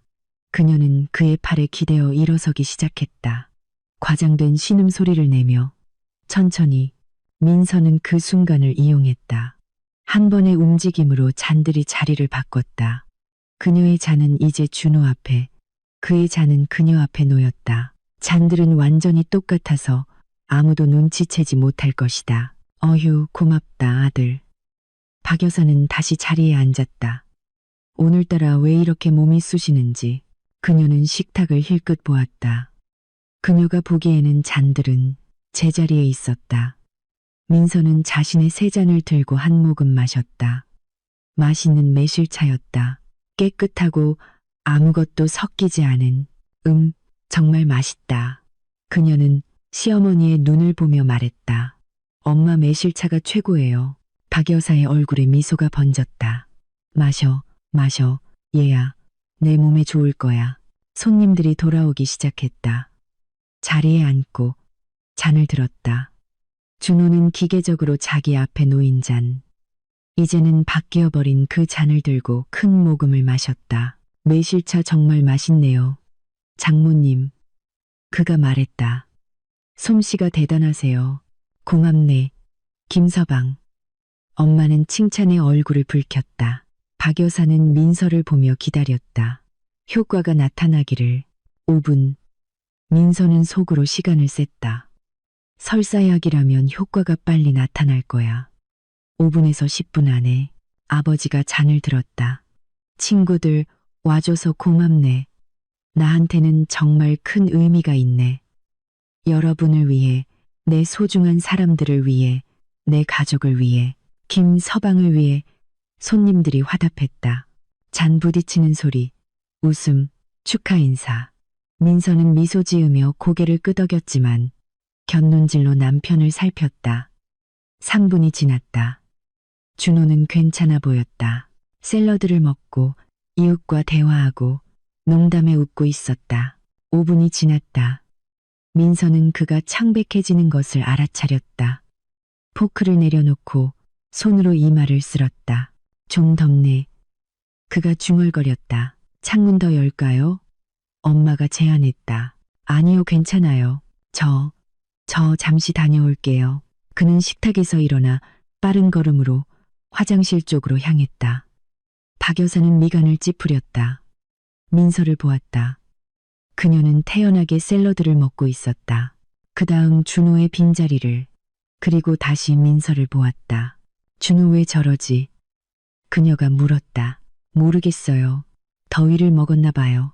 복도에서 문이 쾅 닫히는 소리가 들렸다. 그리고 침묵. 1분, 2분, 3분이 지났다. 준호는 돌아오지 않았다. 박 여사는 의자에서 안절부절 못했다. 내가 가서 확인해 봐야겠어. 그녀가 말하며 일어섰다. 민서는 그녀의 뒷모습을 눈으로 고잤다. 시어머니는 빠르게 복도로 걸어가 모퉁이 너머로 사라졌다. 잠시 후 그녀의 비명이 들렸다. 준호야, 아들, 너 왜 그래? 손님들은 조용해지며 서로를 쳐다봤다. 무슨 일이야? 아버지가 물었다. 민서는 어깨를 으쓱했다. 모르겠어요. 몸이 안 좋은가 봐요. 그녀는 일어나 복도로 갔다. 다른 사람들도 뒤따랐다. 박 여사는 화장실 문 앞에 서서 문을 두드리고 있었다. 준호야, 문 열어. 무슨 일이야? 문 안에서는 소리가 들려왔다. 아주 특징적인 소리. 엄마, 저리 가요. 준호가 신음했다. 나 속이 안 좋아요. 뭐가 안 좋아? 어디가? 문 열어.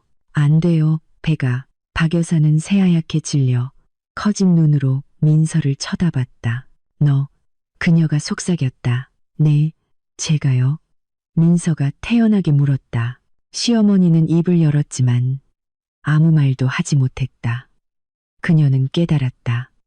무슨 일이 일어났는지 의사를 불러야겠어요. 뒤따라온 엄마가 제안했다.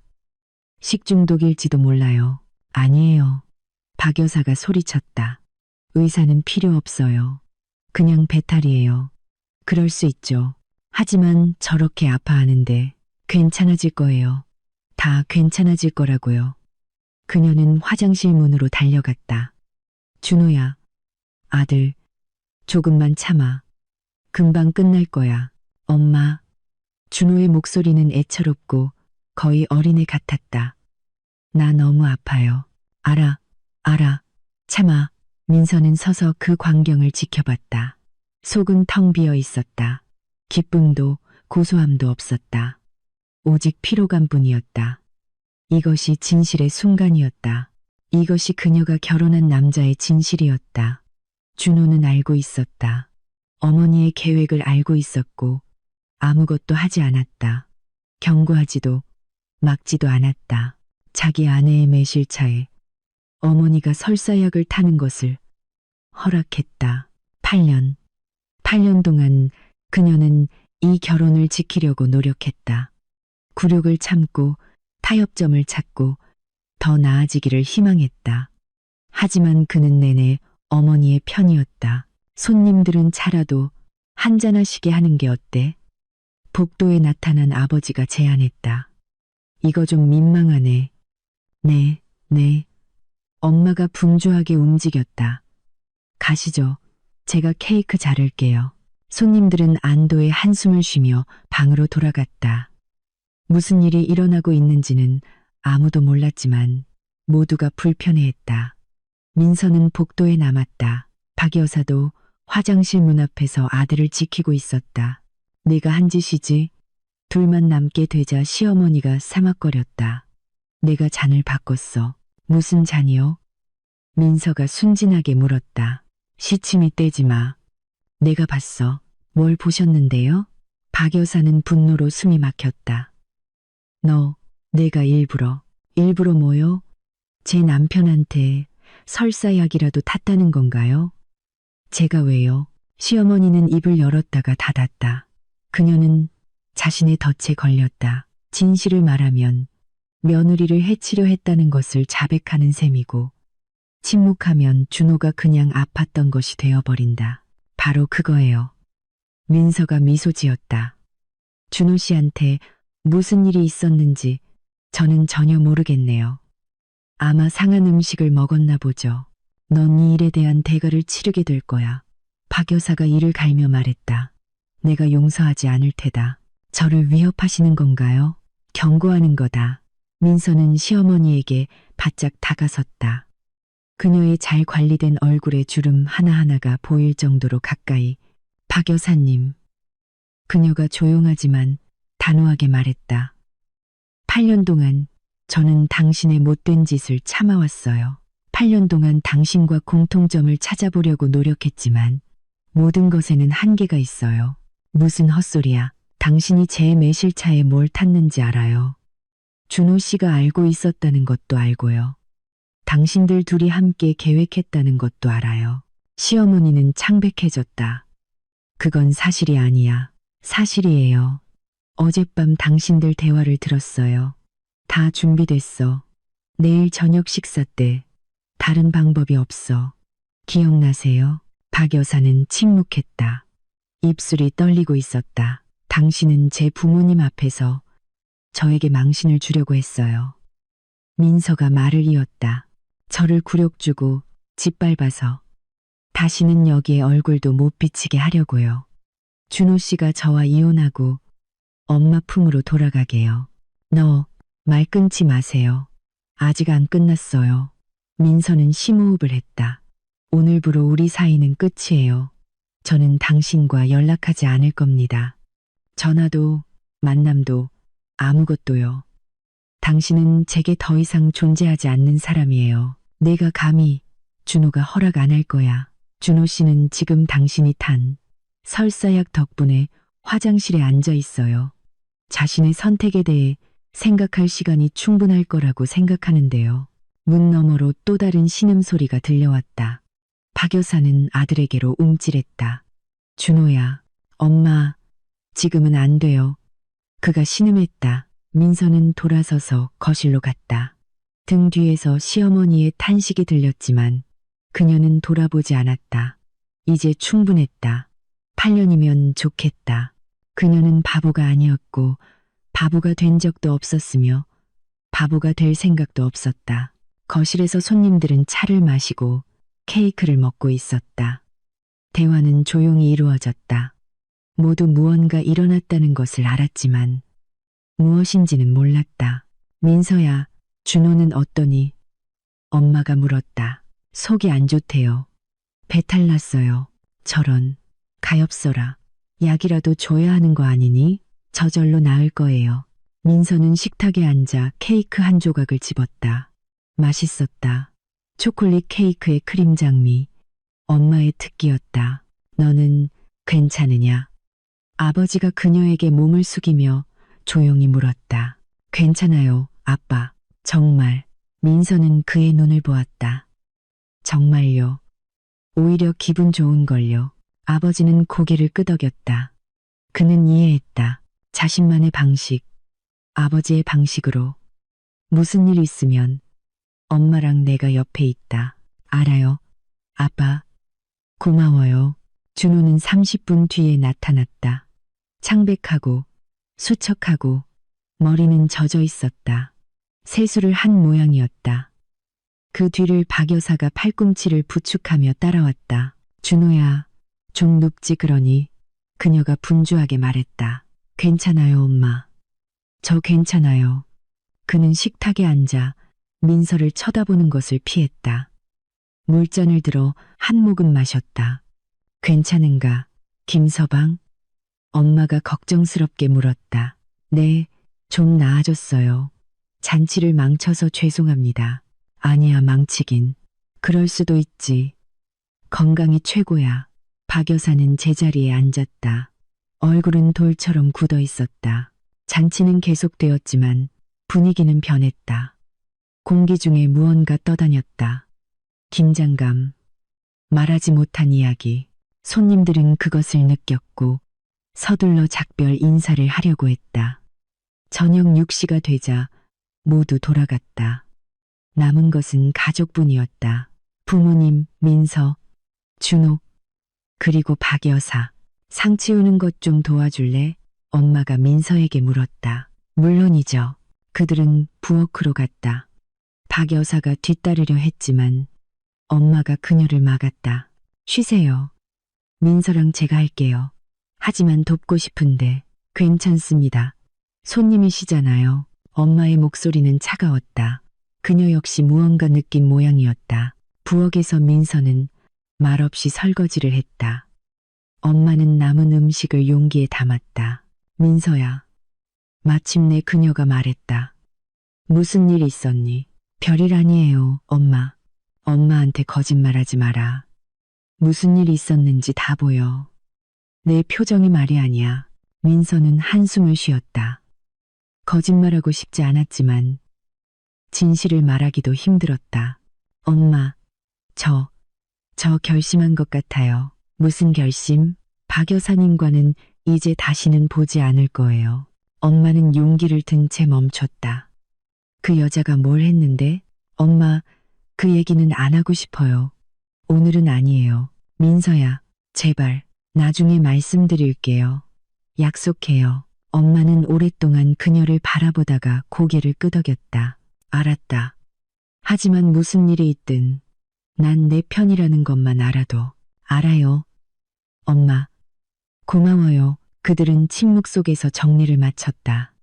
거실로 돌아왔을 때 그곳에는 침묵이 흘렀다. 아버지는 안락의자에 앉아 신문을 읽고 있었다. 준호는 소파에 앉아 휴대전화에 콜을 받고 있었다. 박 여사는 맞은편에 등을 꼿꼿이 세우고 입술을 꽉 다문 채 앉아 있었다. 저희 이제 가봐야겠어요. 민서가 선언했다. 벌써? 내일 일찍 일어나야 하니? 엄마가 아쉬워했다. 자고 가지 그러니? 아니요, 엄마. 서울로 돌아가야 해요. 준호가 고개를 들었다. 내일 가기로 했잖아. 당신은 남아요. 나는 오늘 갈 거예요. 혼자. 네. 침묵이 흘렀다. 모두가 이 간단한 말 뒤에 더 큰 무언가가 숨어 있음을 느꼈다. 민서야, 정말 괜찮겠니? 아버지가 조심스럽게 물었다. 괜찮아요, 아빠. 박 여사가 무언가 말하려고 입을 열었지만 민서가 먼저였다. 안녕히 계세요, 박 여사님. 배웅은 안 하셔도 돼요. 그녀는 돌아서서 방을 나갔다. 등 뒤에서 엄마, 아빠, 준호의 목소리가 들렸지만 그녀는 돌아보지 않았다. 민서는 5분 만에 짐을 쌌다. 여행 가방은 작았다. 며칠만 머무를 예정이었으니까. 문 앞에서 아버지가 그녀를 만났다. 딸아, 그래도 무슨 일인지 말해주지 않겠니? 나중에요. 아빠, 약속해요. 너 이혼하는 거니? 민서는 잠시 침묵했다. 아직은 모르겠어요. 하지만 무언가 영원히 변했어요. 아버지는 그녀를 굳게, 아버지답게 안아주었다. 네가 어떤 결정을 내리든 엄마랑 나는 널 지지한다. 기억해라. 기억할게요. 아빠, 고마워요. 그녀는 차에 타 시동을 걸었다. 백미러의 부모님이 현관에 서서 손을 흔드는 모습이 보였다. 민서는 손을 흔들어 답하고 마당을 빠져나왔다. 서울까지는 3시간이 걸렸다. 그 시간 내내 그녀는 8년간의 결혼 생활, 이루어지지 않은 희망 습관으로 변해버린 사랑, 그리고 엄마를 위해 그녀를 배신한 남자에 대해 생각했다. 그녀는 울지 않았다. 눈물이 나지 않았다. 오직 피로감과 이상한 안도감뿐이었다. 마치 너무 오랫동안 짊어지고 있던 짐을 내려놓은 것 같았다. 밤 10시쯤 그녀는 집에 도착했다. 텅 빈 아파트가 침묵으로 그녀를 맞았다. 민서는 짐을 풀고 샤워를 하고 침대에 누웠지만 잠을 이룰 수 없었다. 휴대전화가 진동했다. 준호에게서 온 메시지였다. 우리 얘기 좀 해야 해. 민서는 화면을 보았다. 오랫동안, 그러고 나서 답장을 썼다. 내일, 오늘은 말고, 그리고 휴대전화를 껐다. 밤에 그녀는 이상한 꿈을 꿨다. 그녀는 절벽 끝에 서서 아래를 내려다보고 있었다. 심연 속에는 안개가 자욱했다. 뒤에서 누군가 그녀의 이름을 불렀지만 그녀는 돌아보지 않았다. 그러고 나서 그녀는 뛰어내렸다. 아래가 아니라 앞으로, 그리고 자신이 날 수 있다는 것을 깨달았다. 그녀는 새벽에 잠에서 깼다. 창밖에서는 새로운 날이 시작되고 있었다. 새로운 인생의 새로운 날. 준호는 정오쯤 도착했다. 민서는 이미 그를 기다리고 있었다. 차분하고 침착하게 대화할 준비를 마친 채 안녕. 그가 아파트로 들어서며 말했다. 안녕. 그들은 거실에 앉았다.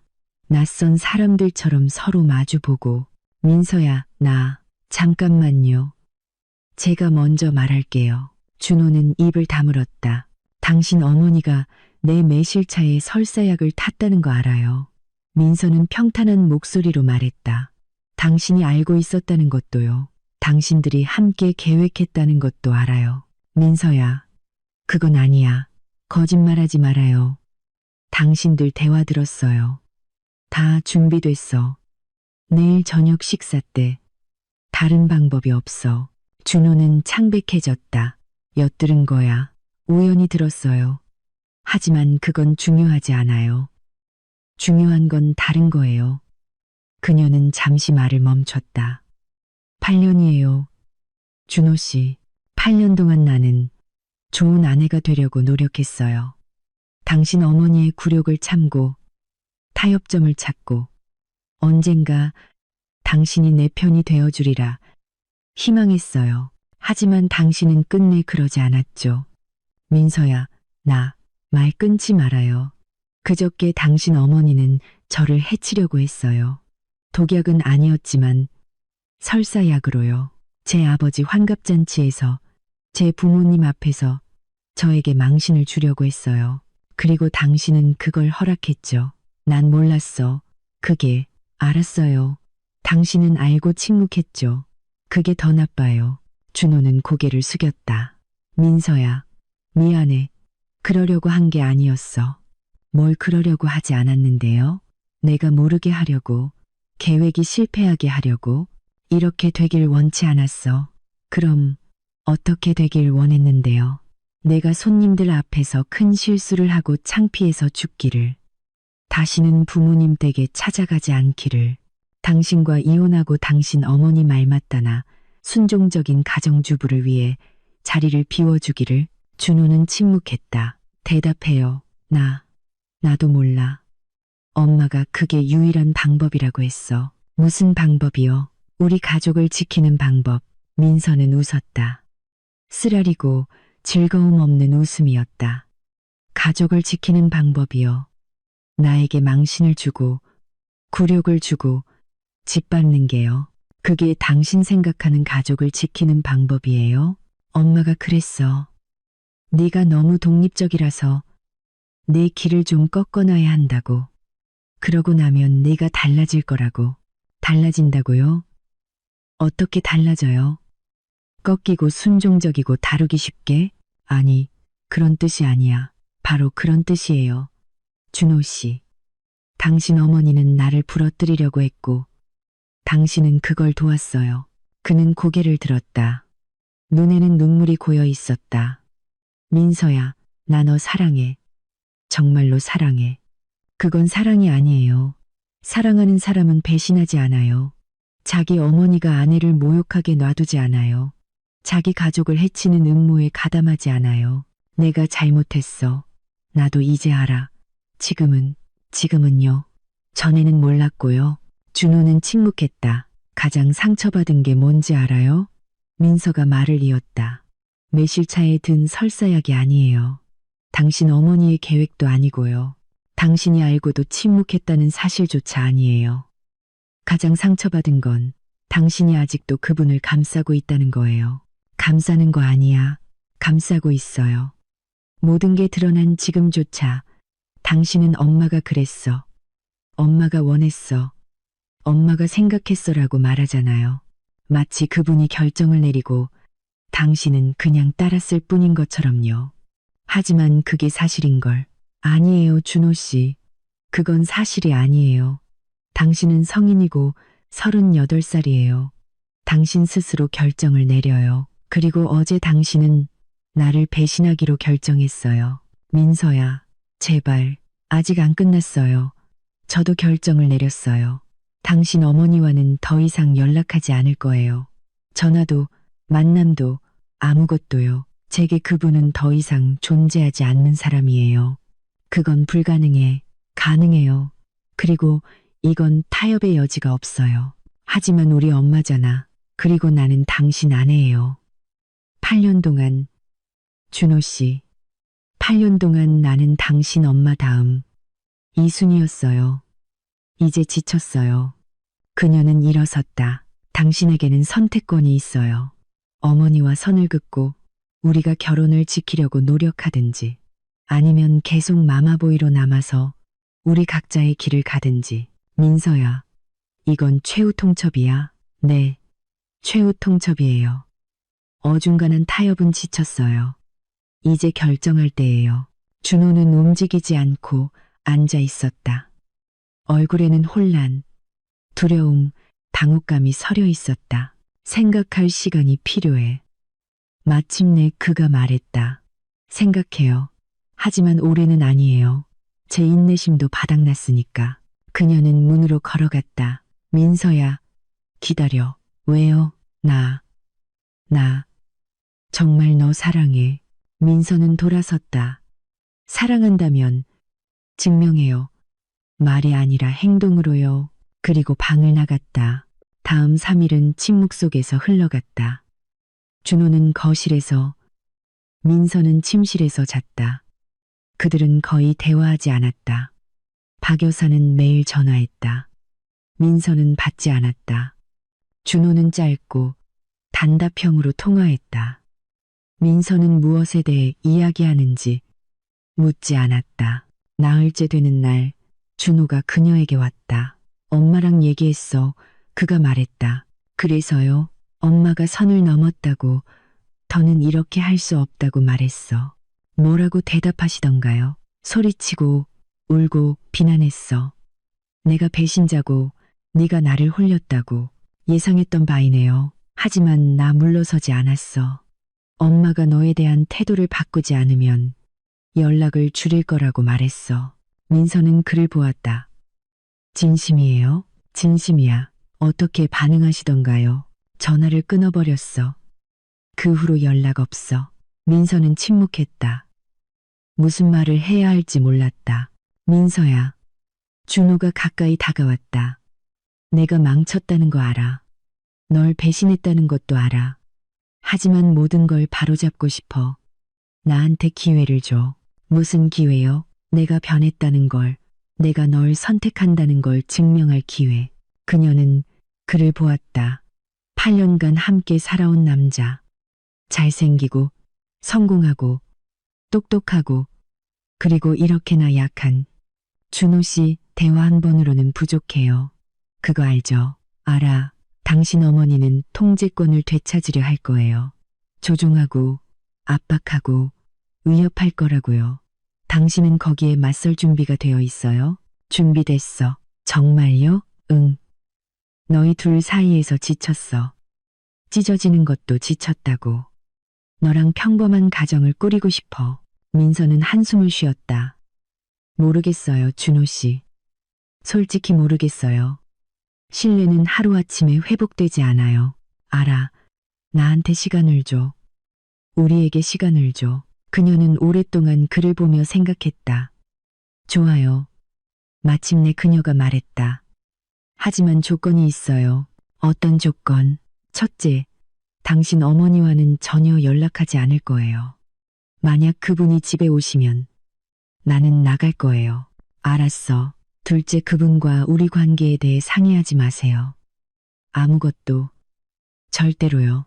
알았어. 셋째, 만약 그분이 다시 이런 짓을 시도하면 우리는 대화 없이 이혼하는 거예요. 준호는 고개를 끄덕였다. 알았어. 그럼 한번 해보죠. 그는 그녀를 조심스럽고 불안하게 안았다. 고마워. 그가 속삭였다. 기회를 줘서 고마워.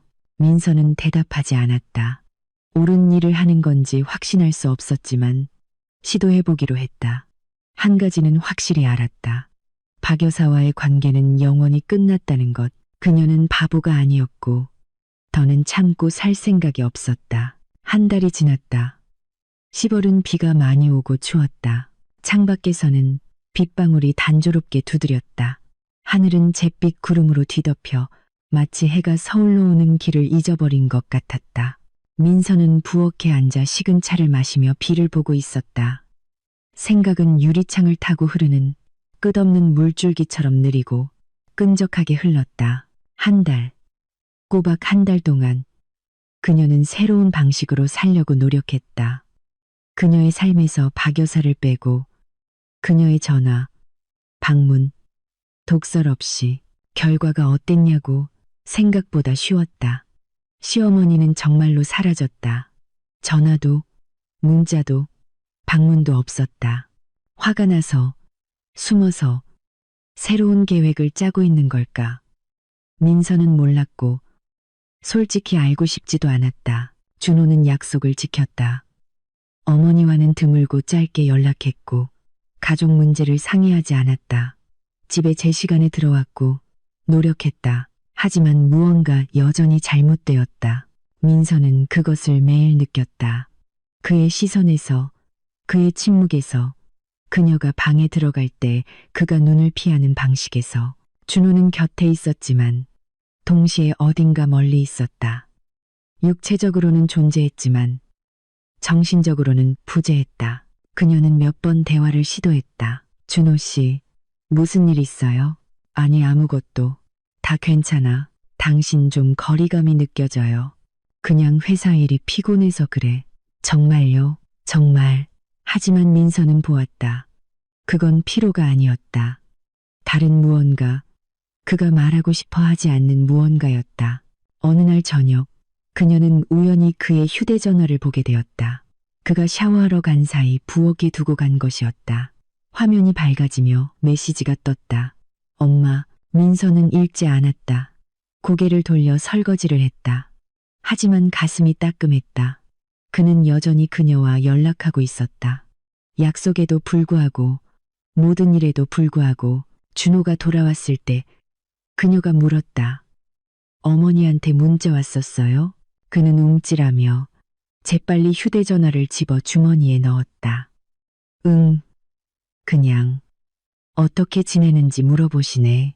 뭐라고 답장했어요? 다 잘 지낸다고. 그게 다야. 그게 다예요. 그는 거짓말을 하고 있었다. 민서는 그것을 느꼈지만 더는 압박하지 않았다. 기다리기로 했다. 기다림은 길지 않았다. 일주일 뒤 준호는 평소보다 늦게 집에 돌아왔다. 모습이 이상했다. 머리는 헝클어져 있고 초조해 보였으며 뺨에는 붉은 반점이 있었다. 어디 있었어요? 민서가 물었다. 회사에서 야근했어. 밤 10시에요. 급한 일이 있었어. 그는 그녀를 지나쳐 침실로 들어갔다. 입맞춤도 포옹도 없이 마치 낯선 사람처럼 민서는 복도에 서 있다가 그를 따라갔다. 준호 씨, 우리 얘기 좀 해야 해요. 내일 하자. 나 피곤해. 아니요, 지금요. 그는 침대에 앉아 신발을 벗고 있었다. 고개를 들지 않았다. 무슨 얘기? 우리에 대해서요. 무슨 일이 일어나고 있는지에 대해서. 아무 일도 안 일어나고 있어요. 당신은 나한테 거짓말하고 있어요. 매일. 준호는 신발을 손에 든 채 멈췄다. 민서야, 당신 회사에 있지 않았어요. 제가 사무실에 전화해 봤어요. 6시부터 없었다던데요. 그는 고개를 들었다. 눈에는 두려움과 또 다른 무언가가 있었다. 죄책감. 엄마한테 있었어. 민서는 속에서 모든 것이 무너지는 것을 느꼈다. 놀라워서가 아니었다. 의심하고 있었으니까. 하지만 의심하는 것과 확인을 듣는 것은 다른 문제였다. 엄마한테요. 그녀가 되뇌었다. 그 모든 일이 있고 나서, 모든 약속을 하고 나서 전화하셨어. 울면서 외로워 죽겠다고. 내가 유일한 아들이라고. 내가 자기를 무시하면 살 수 없다고 하셨어. 그리고 당신은 그걸 믿었고요. 우리 엄마잖아. 민서야. 내가 어떻게 그냥 뭐여. 약속을 지키고 가족을 지키고 남자답게 행동하는 거요? 준호가 벌떡 일어섰다. 시작하지 마. 저는 시작하는 게 아니에요. 끝내는 거예요. 그게 무슨 뜻이야? 민서는 그를 보았다. 한때 사랑했던 남자.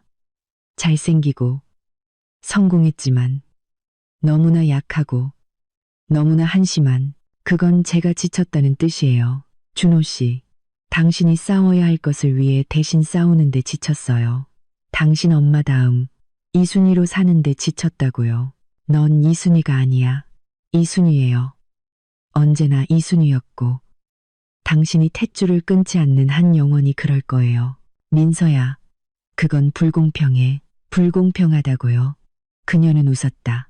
불공평한 건 당신 어머니가 내 매실차에 설사약을 타는 거죠. 불공평한 건 남편이 그걸 알고도 침묵하는 거고요. 불공평한 건 8년간의 굴욕과 나 말고는 아무도 원하지 않는 가족을 지키려는 노력이죠. 나도 원해. 나 너 사랑해. 사랑은 말이 아니에요. 준호 씨. 행동이죠. 그리고 당신의 행동은 전혀 다른 말을 하고 있어요. 그녀는 돌아서서 침실을 나갔다. 민서야, 기다려. 그가 복도에서 그녀를 따라잡아 팔을 붙잡았다. 제발, 우리 얘기 좀 하자. 한 달 전에 얘기했어요. 당신은 약속했고, 약속을 어겼어요. 내가 잘할게. 아니요, 준호 씨. 당신은 잘하지 못할 거예요. 잘하고 싶지 않으니까요. 당신은 모든 게 예전 같기를 바라잖아요. 엄마도 만족하고 아내도 제자리에 있고. 하지만 그렇게는 안 돼요. 나한테 뭘 원하는 거야? 아무것도요. 이제는 아무것도. 그녀는 팔을 빼고 부엌으로 갔다. 찬장에서 여행 가방을 꺼냈다. 부모님 댁에 갈 때 썼던 바로 그 가방이었다. 뭐 하는 거야? 준호의 목소리가 떨렸다. 짐 싸는 거예요. 어디 가려고? 일단은 부모님 댁에요. 민서야, 그러지 마. 아니요, 그래야 해요. 준호 씨. 진작 그랬어야 했어요. 그는 문가에 서서 그녀가 여행 가방에 짐을 싸는 것을 보았다. 창백하고 망연자실한 표정으로. 너 가는 거야? 네, 영영 모르겠어요. 일단은요. 그럼 우리는. 민서는 멈춰 서서 그를 보았다. 우리는 당신, 나, 그리고 당신 어머니죠. 당신들은 둘이고 나는 하나예요. 이 삼각형에서 더는 겉도는 사람이 되기 싫어요. 넌 겉도는 게 아니야. 준호 씨, 그만해요. 당신이 하는 모든 말은 공허한 소리일 뿐이에요. 말은 이렇게 하고 행동은 저렇게 하잖아요. 나는 더 이상 당신을 믿지 않아요. 그녀는 여행 가방에 지퍼를 잠그고 재킷을 입었다. 적어도 아침까지는 기다려. 그가 부탁했다. 밤이 깊었잖아. 괜찮아요. 갈 수 있어요. 민서야. 그는 침묵했다. 어린애 같은 절망감으로 그녀를 바라볼 뿐이었다. 널 잃고 싶지 않아. 그랬다면 배신하지 말았어야죠. 그녀는 문을 열고 뒤도 돌아보지 않고 나갔다. 전주까지 가는 길은 4시간이 걸렸다. 밤의 고속도로는 거의 텅 비어 있었고 간간히 지나가는 트럭들만이 물보라를 일으키며 스쳐 지나갔다. 민서는 운전하며 생각했다. 8년 동안 그녀는 이 결혼을 쌓아 올리고 관계를 위해 노력하고 참고 용서하고 희망했다. 그리고 이제 모든 것이 한순간에 무너졌다. 아니, 한순간이 아니었다. 수년간 쌓여온 것이었다. 그저 지금 잔이 넘쳤을 뿐이다. 그녀는 울지 않았다. 이상하게도 눈물이 나지 않았다. 오직 공허함과 한 달 전 그때처럼 이상한 안도감뿐이었다. 부모님은 그녀의 도착에 놀라지 않았다. 문을 열어주고 안아주고 집으로 들였다. 질문도 질책도 없었다. 어서 자렴, 딸아. 엄마가 말했다. 내일 아침에 얘기하자. 고마워요. 엄마, 우린 언제나 내 곁에 있어. 민서는 자신의 옛날 방, 옛날 침대에 누웠다. 이곳은 그녀의 어린 시절 이후 아무것도 변하지 않았다. 똑같은 꽃무늬 벽지, 똑같은 커튼, 선반 위에 똑같은 곰인형. 그녀는 눈을 감았고 순식간에 잠에 빠져들었다. 아침에는 아침 식사를 하며 긴 대화가 있었다. 민서는 처음부터 모든 것을 이야기했다. 환갑잔치, 매실차, 잔, 한 달간의 노력, 그리고 어젯밤의 일까지. 엄마는 말없이 듣다가 가끔 고개를 저었다. 아버지는 미간을 찌푸리고 주먹을 꽉 쥐었다. 나쁜 놈들. 민서가 이야기를 끝냈을 때 그는 참지 못했다. 어미나 아들이나 똑같아. 여보, 욕하지 말아요. 엄마가 제지했다. 욕이 안 나오게 생겼어. 8년 동안 우리 딸을 괴롭혔는데 아빠, 제 잘못도 있어요.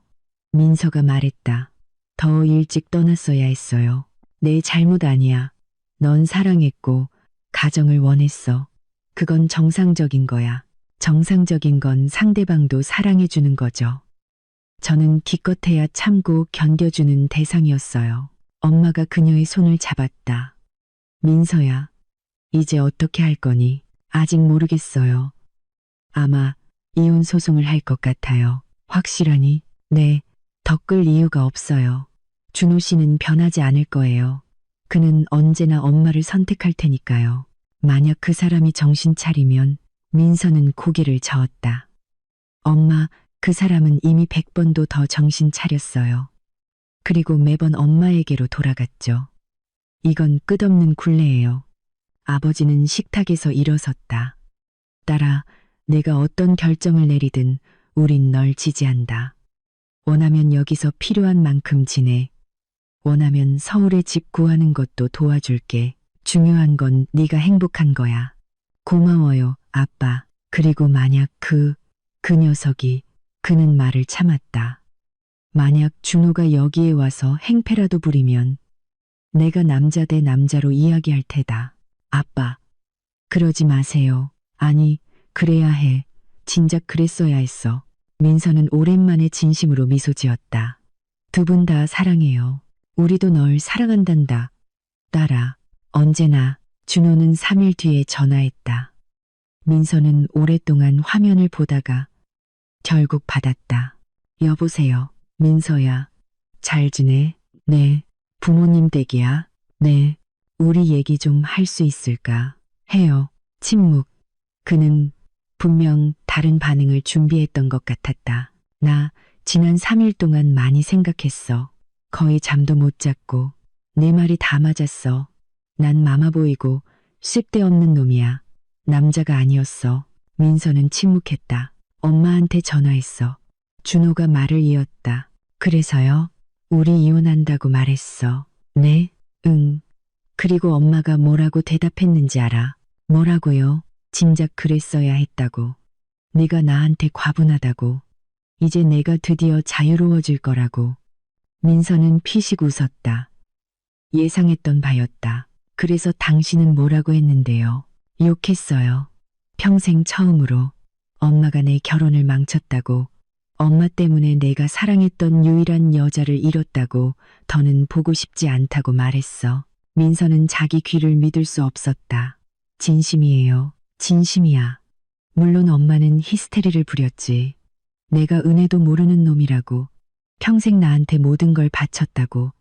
내가 자기를 죽이고 있다고 소리쳤어. 하지만 나 물러서지 않았어. 처음으로. 준호 씨, 민서야, 늦었다는 거 알아. 네가 더는 날 믿지 않는다는 것도 알고 그게 당연하다는 것도 알아. 하지만 네가 알았으면 했어. 내가 정말로 깨달았다는 걸. 이게 무언가를 바꿀지는 모르겠지만 말해야만 했어. 그녀는 그의 지치고 상처받은 목소리를 들으며 무슨 감정을 느끼는지 알 수 없었다. 기쁨, 안도, 후회. 준호 씨, 저 안 돌아가요. 알아. 내가 당신을 사랑하지 않아서가 아니에요. 오랫동안 사랑했어요. 하지만 다 타버렸어요. 알겠어요? 알아. 저는 제 인생을 살아야 해요. 당신 없이, 당신 어머니 없이, 그냥 제 인생을요. 알아. 침묵. 말해줘서 고마워요. 민서가 말했다. 어머니에 대해서요. 그건 중요했어요. 응. 너무 늦어서 안타깝네요. 그러게. 준호 씨, 나 당신 정말 사랑했었어요. 그냥 표현하는 법을 몰랐을 뿐이에요. 알아요. 잘 지내요, 준호 씨. 너도. 그녀는 통화 종료 버튼을 누르고 오랫동안 휴대전화를 손에 든 채 앉아 있었다. 창밖에는 며칠 만에 처음으로 해가 비치고 있었다. 이혼은 3개월 뒤에 처리되었다. 빠르고 소란 없이. 준호는 재산에 대한 권리를 주장하지 않았고 민서에게 아파트와 차를 남겼다. 그녀는 그의 돈에 대한 권리를 주장하지 않았고 자신의 것만 챙겼다. 박 여사는 끝내 나타나지 않았다. 전화도 편지도 없었다. 이제는 전 며느리가 된 여자는 더 이상 그녀의 관심을 받을 가치가 없다고 결정한 모양이었다. 다행이었다. 민서는 서울에 남아 살기로 했다. 직장, 친구, 도시. 이 모든 것이 그녀를 이곳에 머물게 했다. 하지만 주말마다 부모님 댁에 가서 엄마의 정원일을 돕고 아빠의 이야기를 듣고 맑은 공기를 마셨다. 아버지는 환갑잔치 이후 금세 기운을 차렸다. 서울에서 온 독사 때문에 스트레스를 받은 게 오히려 몸을 단련시켰다며 농담을 하셨다. 엄마는 고개를 저었지만 미소 지었다. 민서야, 다시 결혼할 생각은 안 해봤니? 어느 날 그녀가 조심스럽게 물었다. 엄마, 나 이제 막 이혼했어. 그래서 뭐? 넌 젊고 예쁘고 인생은 이제부터 시작이야.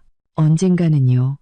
지금은 아니에요. 중요한 건 마음을 닫지 않는 거야. 모든 남자가 준호 같은 건 아니란다. 알아요, 엄마. 그녀는 정말로 알고 있었다.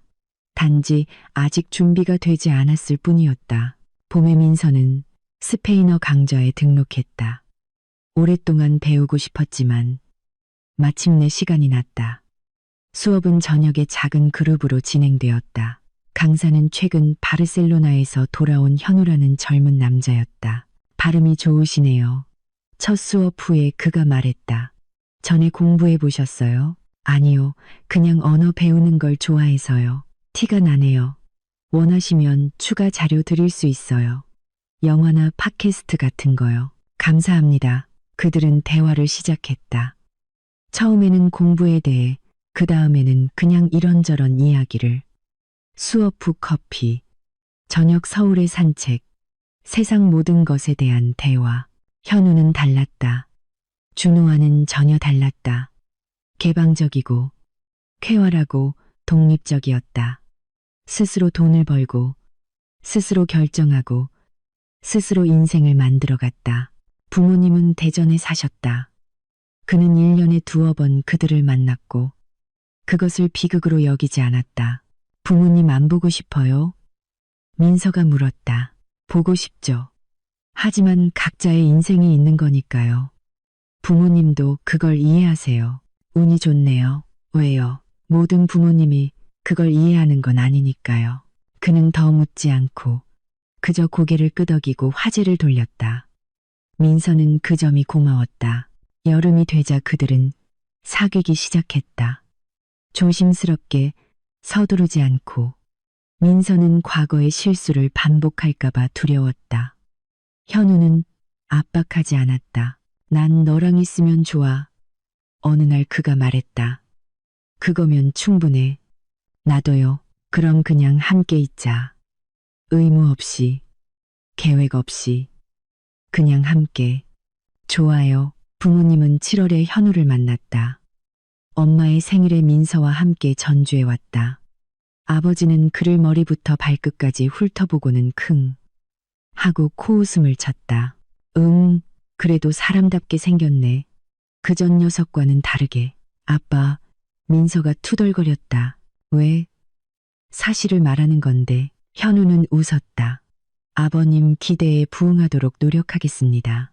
두고 봐야지 두고 봐. 하지만 아버지가 그를 마음에 들어하는 것이 보였다. 엄마도 마찬가지였다. 좋은 청년이네. 그녀가 부엌에서 민서에게 속삭였다. 꽉 잡아. 엄마, 우리 이제 막 사귀기 시작했어요. 그래서 뭐, 나는 내 아빠랑 3개월 만에 결혼했어. 그리고 봐, 36년째 함께잖아. 그때랑은 시대가 다르죠. 시대는 달라도 사람은 똑같아. 자기 사람을 만나면 느낌이 온단다. 민서는 침묵했다. 현우가 자신의 사람인지 확신할 수 없었다. 하지만 그와 함께 있으면 좋았다. 그리고 지금으로서는 그것으로 충분했다. 가을, 그 불행했던 환갑잔치로부터 정확히 1년 후, 민서는 다시 부모님 댁에 혼자 왔다. 현우는 마드리드로 학회에 갔다. 저녁에 그들 셋은 베란다에 앉아 차를 마셨다. 9월은 따뜻하고 거의 여름 같았다. 1년이 지났네. 엄마가 생각에 잠겨 말했다. 정말 빠르다. 그러게 말이야. 아버지가 고개를 끄덕였다. 정말 많은 일이 있었지. 민서는 늙고 희끗희끗해졌지만 너무나 소중한 그들을 보며 가슴이 따뜻함으로 차오르는 것을 느꼈다. 감사해요. 그녀가 말했다. 뭐가? 엄마가 놀랐다. 모든 게요. 곁에 있어 주셔서, 지지해 주셔서, 비난하지 않으셔서. 딸아, 우린 가족이잖니. 당연한 거지. 다르게 사는 경우도 많아요. 제가 봤어요. 아버지는 그녀의 손을 자신의 손으로 덮었다. 민서야, 넌 우리 자랑이다. 언제나 그랬고, 앞으로도 그럴 거야. 무슨 일이 있든, 기억해라. 기억할게요, 아빠. 그들은 침묵 속에 앉아 해가 지는 것을 보았다. 붉고, 거대하네. 그것은 천천히 지평선 너머로 내려가며 하늘을 분홍색과 주황색으로 물들였다. 아름답다. 엄마가 속삭였다. 네, 정말요. 민서는 지난 한 해를 생각했다. 자신이 겪었던 일, 고통, 실망, 외로움, 그리고 그 대가로 얻은 것, 자유, 평온, 그리고 자기 자신. 그녀는 더 이상 준호의 아내가 아니었고 박 여사의 며느리도 아니었으며 다른 사람의 이야기의 일부도 아니었다. 그녀는 그저 민서였다. 부모님의 딸, 자신의 가치를 아는 여자. 그리고 그것은 그녀에게 일어날 수 있는 최고의 일이었다. 전화벨이 예기치 않게 울렸다. 민서는 화면을 보았다. 모르는 번호였다. 여보세요. 민서 씨? 여자의 목소리였다. 낯선 박 여사님 이웃 수진이라고 합니다. 심장이 쿵 내려앉았다. 또 무슨 일이지? 네, 전화드리기 죄송하지만 박 여사님이 병원에 계세요. 뇌졸중으로요. 의사 선생님 말씀으로는 상태가 심각하시대요. 그래서 저한테 왜요? 그분이 의식 잃으시기 전에 민서 씨를 불러달라고 부탁하셨어요. 민서는 침묵했다. 여보세요? 듣고 계세요? 네, 듣고 있어요. 그래서 와주실 수 있으세요? 민서는 아니요라고 말하고 싶었다. 전화를 끊고 이 전화를 잊어버리고 싶었다. 그 여자, 그녀의 전 시어머니는 그녀의 인생을 망가뜨리기 위해 모든 것을 했다. 지금 그녀에게 갈 이유가 무엇인가? 하지만 무언가 그녀를 멈추게 했다. 어느 병원이죠? 제3시립병원 중환자실이요. 알겠습니다. 가볼게요. 그녀는 전화를 끊고 부모님을 보았다. 그들은 대화를 들었다. 갈 거니? 아버지가 물었다. 네, 왜? 모르겠어요. 아마도 매듭을 지으려고요. 아버지는 킁 하고 코웃음을 쳤다. 어려운 말이구나.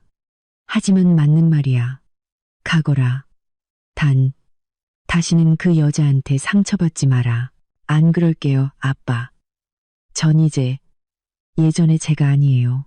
병원에는 이 시간 뒤에 도착했다. 제3시립병원, 낡은 건물, 벗겨진 벽, 소독약과 약품 냄새. 중환자실은 3층에 있었다. 민서를 들여보내주려 하지 않았지만 그녀는 고집했다. 저를 찾으셨어요. 의사 선생님께 전해주세요. 10분 뒤 그녀는 병실로 안내되었다. 박 여사는 침대에 누워 수액과 모니터에 연결되어 있었다. 살이 빠지고 창백하고 뺨은 푹 꺼져 있었다. 그녀는 민서에게 노파처럼 보였다. 고작 65세였는데도 왔구나. 그녀를 본 시어머니가 채채거렸다. 목소리는 약하고 겨우 들릴 정도였다. 왔어요.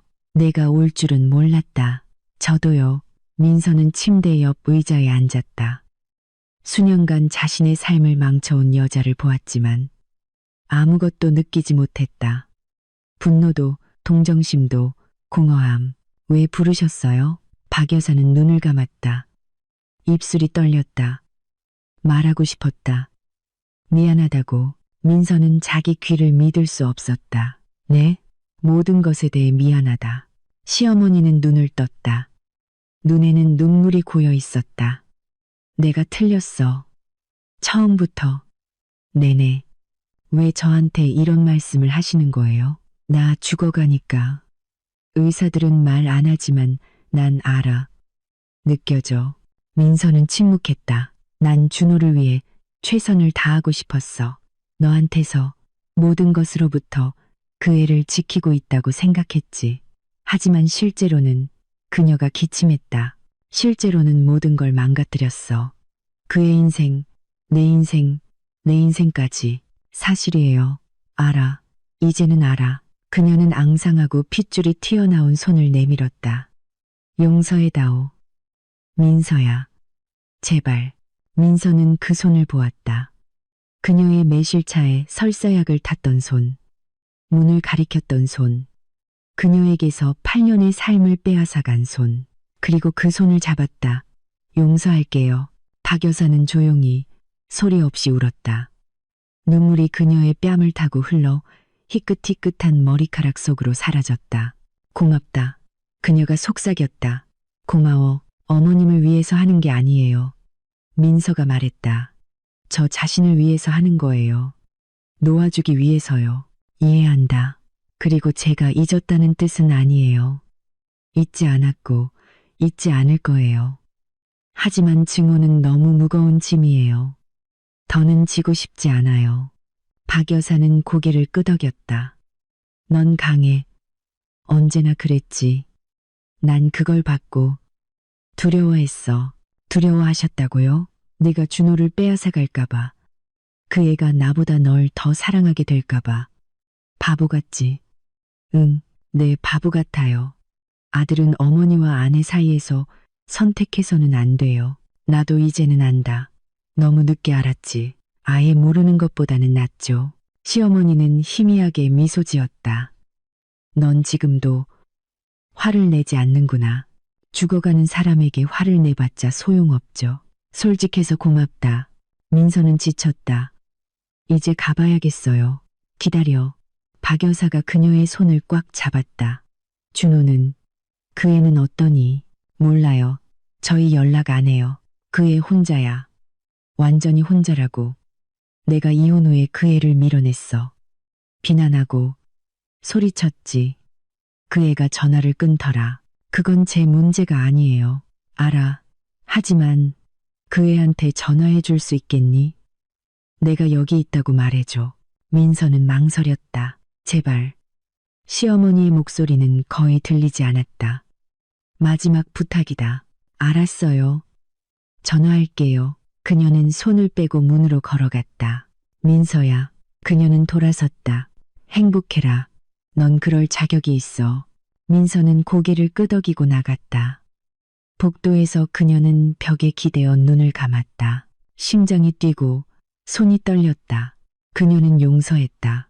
진심으로 용서했다.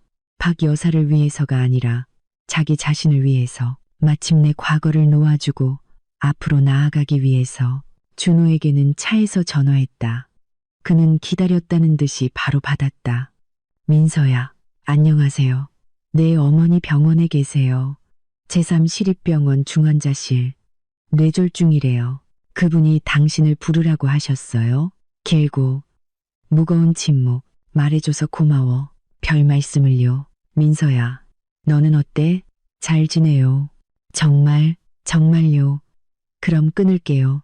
준호 씨, 그래. 그녀는 통화 종료 버튼을 누르고 차에 시동을 걸었다. 앞에는 집으로 가는 길이, 앞에는 인생이 있었다. 박 여사는 일주일 뒤에 죽었다. 민서는 처음 전화했던 이웃, 수진 씨에게서 그 소식을 들었다. 장례식에는 가지 않았다. 용서하지 않아서가 아니었다. 용서했다. 단지 가고 싶지 않았을 뿐이다. 그건 이미 그녀의 이야기가 아니었다. 준호는 장례식 후에 전화해서 알려줘서 고맙다고, 어머니와 작별 인사를 할 수 있었다고 말했다. 평온하게 돌아가셨다고, 어머니가 너한테 전해달라는 게 있었어. 그가 덧붙였다. 뭔데요? 네가 모든 면에서 옳았다고. 민서는 침묵했다. 그리고 내가 널 놓아줘야 한다고도 하셨어. 진심으로 놓아주라고. 좋은 조언이네요. 응, 평생 처음으로 나한테 좋은 조언을 해주셨어. 그들은 잠시 침묵했다. 행복해. 민서야, 당신도요. 준호 씨, 노력할게. 연결이 끊겼다. 민서는 휴대전화를 보며 미소 지었다. 모든 것이 끝났다. 마침내 끝났다. 8년간의 싸움, 고통, 실망. 그녀가 아닌 다른 누군가가 되려는 8년간의 시도. 그녀의 가치를 알아주지 못했던 사람. 옆에서의 8년. 이제 끝. 마침표. 그녀는 현우의 번호를 눌렀다. 여보세요? 학회는 어때요? 최고야. 내일 돌아가. 보고 싶다. 나도요. 뭐해? 노을 보고 있어요. 정말 예뻐요. 꼭 사진 찍어줘. 민서야. 사랑해. 그녀는 활짝 마음에서 우러나오는 미소를 지었다. 나도 사랑해요. 내일 봐. 내일 봐요. 그녀는 전화를 끊고 발코니로 나갔다. 해가 집들의 지붕 너머로 지며 하늘을 금색과 자줏빛으로 물들이고 있었다. 아름다웠다. 정말 아름다웠다. 민서는 서서 노을을 보았다. 오랜만에 그녀는 진정으로 자유롭다고 느꼈다. 과거로부터, 상처로부터, 다른 사람의 기대로부터 자유로웠다. 그녀는 바보가 아니었고 바보가 된 적도 없었으며 바보가 되지도 않았다. 그녀는 자신을 위해, 자신의 존엄성을 위해, 행복할 권리를 위해 싸웠고 승리했다.